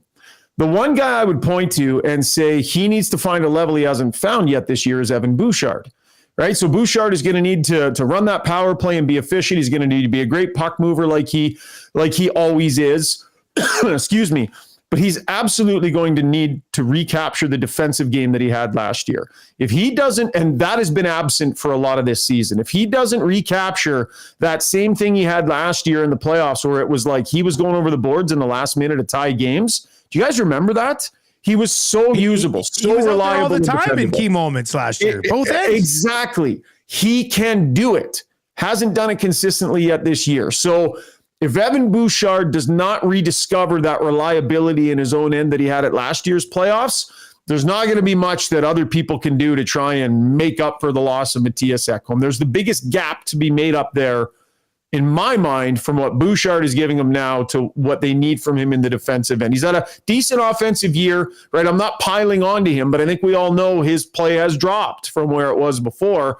He absolutely has to get it back to where it was last playoffs, without question. Would you leave Connor Brown with McDavid to start the playoffs? Yeah, we were debating this big time last night. We really got into it last night over it. Well, those guys thought that they would just Frankenstein a brand new line of Nugent, Hopkins, Draisaitl, and Hyman together and leave Skinner, McDavid, and Brown. So now you've got Podkolzin in, Arvidsson. You could go Henrique as a third line. You could, like they kind of like that idea. I can't help but think that when the playoffs begin, Chris Knobloch will revert to lines that he's had longer-term success with. Relying on Connor Brown to suddenly be a first-line player in a playoff series. No disrespect to Connor Brown, and he's playing really good hockey right now. The guy is a top-9 forward in a playoff series all day long when he's on his game. But I wouldn't be surprised if you had, first of all, Ryan Nugent-Hopkins return to center, because that's where they felt he's played his best hockey this year. Yep. And then I think we would all probably assume that by about the second period of the first game, Draisaitl and McDavid will end up on a line together again, right? They won't start that way. That's been the formula to beat LA every year. They've ended up playing together. So will Knobloch just start him there? Probably not. Do they land back there? Maybe. But I wouldn't be surprised if we saw Hyman back with McDavid just to – they really need Zach Hyman playing a significant role in these playoffs, and his best chance of doing that is next to Connor McDavid, not on a third line. I think we've seen, 6-7 games without a point? He needs to be a complementary player on a highly offensive line. What's the deal with Frederick? When do you expect to see him again?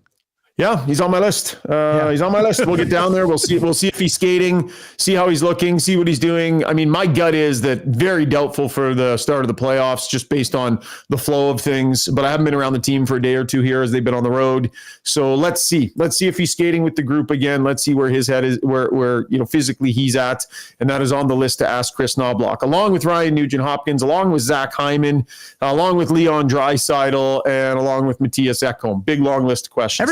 Everybody loves those 5-minute injury update segments with Knobloch. Oh yeah, go on this guy. Go on this guy. Matty loves those ones too. He just sits there. For those that can't see the scrum, Matty just sits there like this, And he just asked the question, Frederick, what about Frederick? Okay, what about this guy? Okay, what about that guy? Matty it's like Matty's wheelhouse. He loves it. Not that he likes guys being hurt, but he digs in there for the nitty gritty. But no, I mean, the questions need to be asked, guys. Like we got to figure it out. They're not going to say a whole lot, and that's understandable. Well, but it's 2 games until playoffs, right? Like it's time to figure out if everybody's going to be good to go. Hey, so the Oilers been busy signing college free agents, European guys. None that are going to factor in right now, but battle for spots next year. Of all of the signings, whether it be Tomasek, the Finnish defenseman, Hudson, who apparently is coming down the pipe here, of all of the signings that they've seen over the last little while here, which one intrigues you the most, Shuggy? Well, I think Tomasek has the best chance to be on the team next year. And I think you'll see Hudson come in and compete with Savoy for a spot, similar style, size players. So, but I do believe Tomasek has the best chance of actually being consistently in the Oiler lineup next year. Then we'll see what kind of summer these guys have. I think it's good for Savoy to have some competition for that young offensive-minded player to come in. So I would say those two, Hudson and Tomasek, because I think those are guys that are realistic to be around next season, will be in the fight come training camp time, depending, of course, on what happens in and around free agency. Were you in the simulator during the Masters yesterday? Be honest with us. I was. No, not yesterday. Yesterday, I actually pitted in and just watched. Okay. 2 days ago, I was. I played for about an hour and a half while I had it up on the big screen. Did you play Augusta on the sim? No. The programs I have, I don't have Augusta, unfortunately. But yeah, I sat there like everybody yesterday and watched that thing. As soon as Corey Connors teed off, I pitted in for the rest of the day. It was incredibly entertaining. It was amazing. From Rory's triumphant approaches to his horrendous putting to his ups and downs.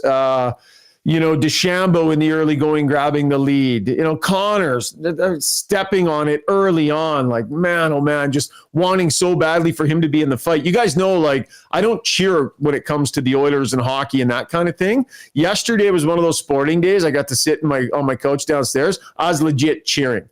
Like yelling and cheering, and I never get to do that, so I loved it. Oh yeah, Justin Rose, Justin Rose, for crying out loud. I mean, poor Justin Rose. Amazing. A few times though, I'm with you. Like I'm watching some of those shots from Rory. The one that he was cheering, like yelling at to get up. I was like, "Go, get up there! Like, let's go!" Like, and so then good.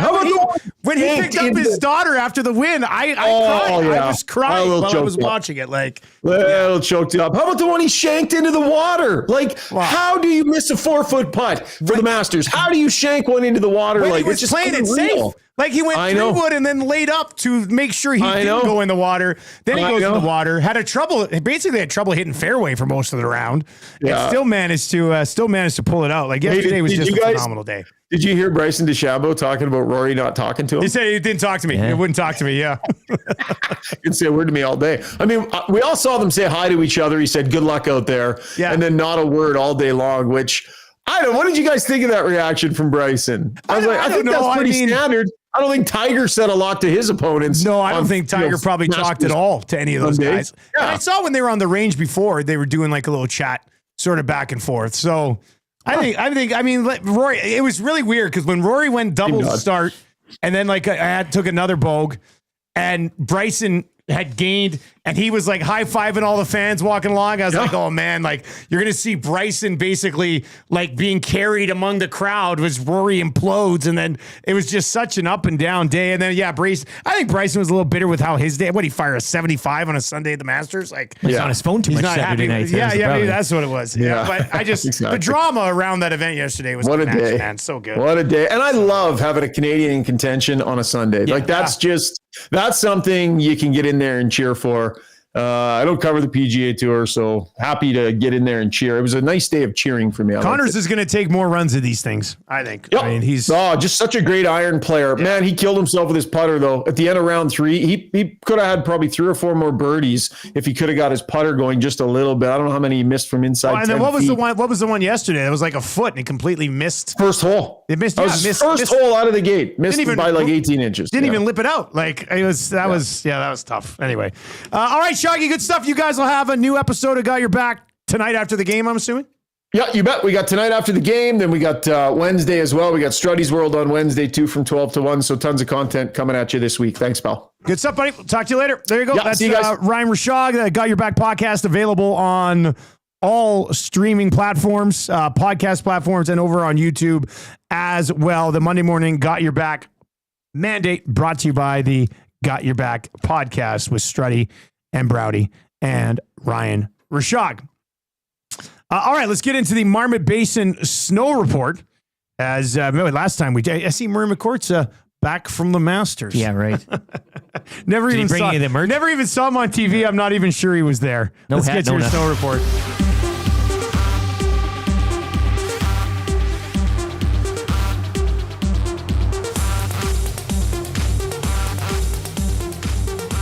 So stoked. Like, winter's here. I'm stoked. You stoked? I'm stoked. Just so stoked. Yes. I mean, it came down last night, what, a good 5 inches? Last night, I think so. Something like that, and a couple feet the day before. You've got a 5-foot base with 5 inches of freshie on top. All right, more snow, sunny skies, 16 centimeters over the past 3 days out at Marmot. It's like all the snow was waiting for the month of April. It's insane out there right now. They're going to be open until early May. Conditions are terrific. -1 mid-mountain right now. 16 centimeters over the last 4 days. 114 centimeter base. 324 season total so far. And it's brilliant. It's brilliant. It's brilliant. It's brilliant. It's hard. At Marmot. It's brilliant. At Marmot.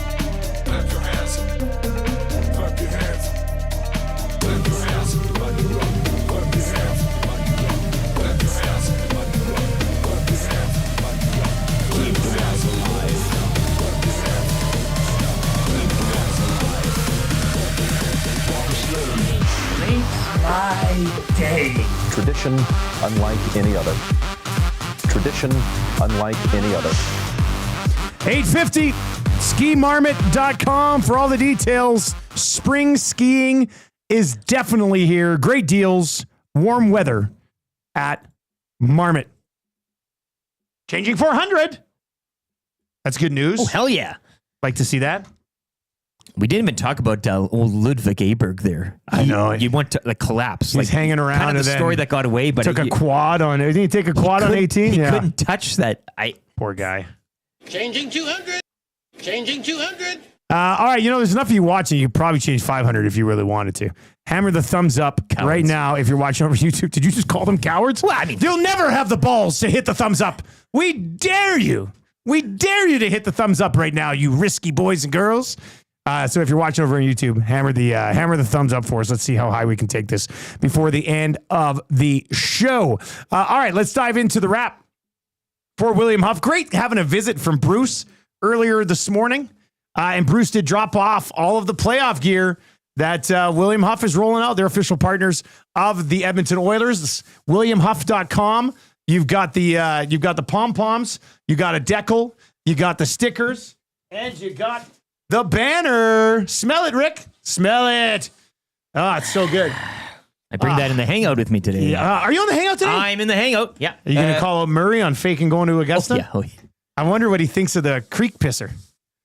I can't wait to hear that. That's with Murray McCourt. So you can get this stuff all at William Huff, and until 6 o'clock tonight, use the code ESTHUFF. EST Huff, you'll get 10% off. Save 10%. And you don't have to buy the whole package. I mean, you probably should. There's a lot of cool stuff. May as well. But if you just want to buy a couple of decals, you just want to buy some stickers, you just want to buy the banner, you can do all of those individually and just use the code and you'll get 5% off even the individual purchases at William Huff. What did we learn on the show today? I want to ask Rishaug if he says thank you to AI stuff.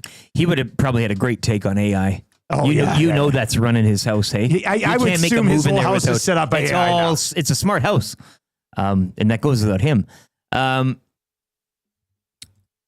Red Bull fear Verstappen exit amid F1 issues. Already?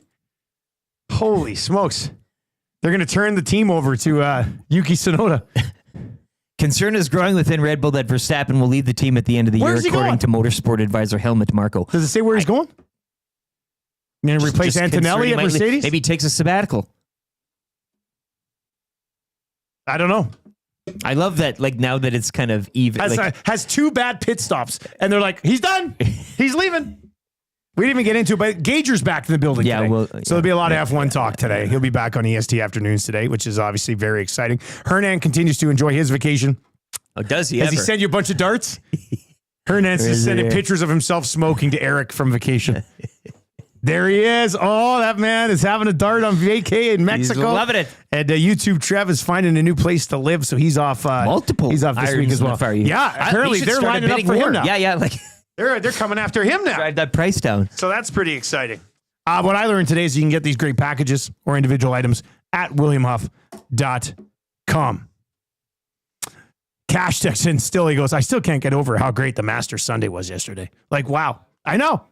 Well, you kind of wish it continued. I didn't want to leave. Like, God, I know. Like, you just kind of want that weekend to.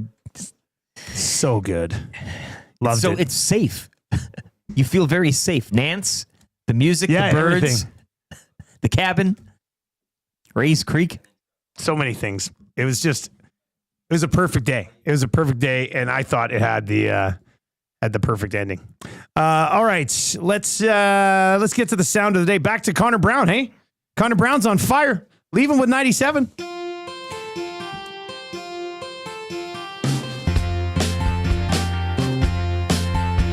I think we're gonna be glad. I think it's today, yeah. Connor Brown scored last night. His dragon is slain.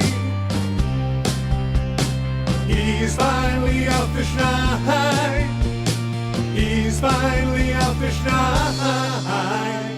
Connor Brown's off to the schneid. It's about fucking time. He's had chances galore, 2-1s and breakaways, yeah. But he could never score, even strike a power play. He's finally out the schneid. He's finally out the schneid. Connor Brown's off at the schneid. It's about fucking time. He got to play McDavid line. You should have scored once, you should have scored twice by now. And got to play alongside Drive. How could he not score? How did he not score? How? He's played on every line, but he's best on PK. Yeah. He could never find the twine till he found his last game. Yeah. He's finally out the schneid. He's finally out the schneid. Connor Brown's off of the schneid. It's about fucking time. It's about fucking time. There you go. That is your sound of the day. Connor Brown, the man's red hot. How are you not going to leave him there? More to discuss as we continue to get set for the 2025 NHL postseason. 70 likes away from changing 500. If you're watching right now and you haven't given us your thumbs up yet, please do before you leave. Thumb. Text of, oh yeah, let's see here. This always helps, doesn't it? We're going to go click, click, click. Click, click, click. Must you click? Please, please click. Must you click? You must click. Thumb, thumb, thumb. Reed Wilkins Show today from 3 to 6. If you've not yet checked out the Reed Wilkins Show from 3 to 6 at the Glue Guy, I'm telling you, you're missing out on probably the best sports show in the city. I'm just going to say. Thumb, 3 to 6 every single day. Text of the day today for A and W. Who's going to win that gift certificate today? We'll find out in just 1 minute. What makes the A and W Teen Burger so iconic? Well, think juicy grass-fed beef raised without the use of hormones or steroids. Think real cheddar cheese and mouth-watering bacon. Think lettuce, onion, tomato, and pickles, all topped with A&W's special teen sauce. Now stop thinking and go get one at your nearest A&W. Enjoy the taste of the legendary Teen Burger today from Canada's original burger chain since 1956. Plus, it is game day. Act now. Mamba Burger and Fries for just $5. I think this was my favorite text of the day.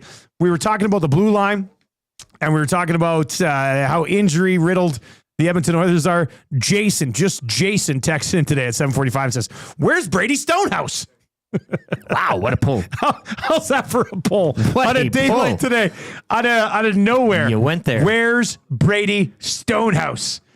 when you need them. Hey, where's Brady Stonehouse when you need him? There you go. That's your text of the day today for A and Dub. By the way, make plans on Wednesday. For Lock Shop and the Oil Stream, Clairview Boston Pizza. We've not been there since they had the fire and had to kind of rebuild back up. So myself and Tommy will be there for the Oil Stream, setting up the final game of the regular season. But let's show some support to Jason and his Clairview location at Boston Pizza. Let's get some nasties out there on Wednesday for lunch and celebrate the fact that they're up and running again. So we'll be there. Clairview Boston Pizza Wednesday. Oil Stream lunch. Come and get it. All right, this was a fun show. So the hangout today, you, Maddie. Yeah, we'll be grilling very hard. I'm going back with somebody in the Paris Julie Zimbucks here. No photographic. Like it's almost like he left his phone at home. None. I mean, I don't. He's wearing like a Masters like green golf zip up, but you could buy that online. Yeah. So I think the little logo. It's not even the States. It's like a Canada version. I'm never going to knockoff crap. I'll never believe it. I'll never believe he's a fraud. If you're watching over on YouTube, and hey, how about my run right now? 6 hours of uninterrupted Masters watch. Hey. Going to the game tonight with Damon Bunting. Yes, and we're going to Campio before. I've never been there. Loving life. Oh, come on! I swear to God. And then tomorrow I'm golfing at the ranch on opening day at 1:20. And then Cook County. Without asking my wife if I could go. I just Cook County Thursday.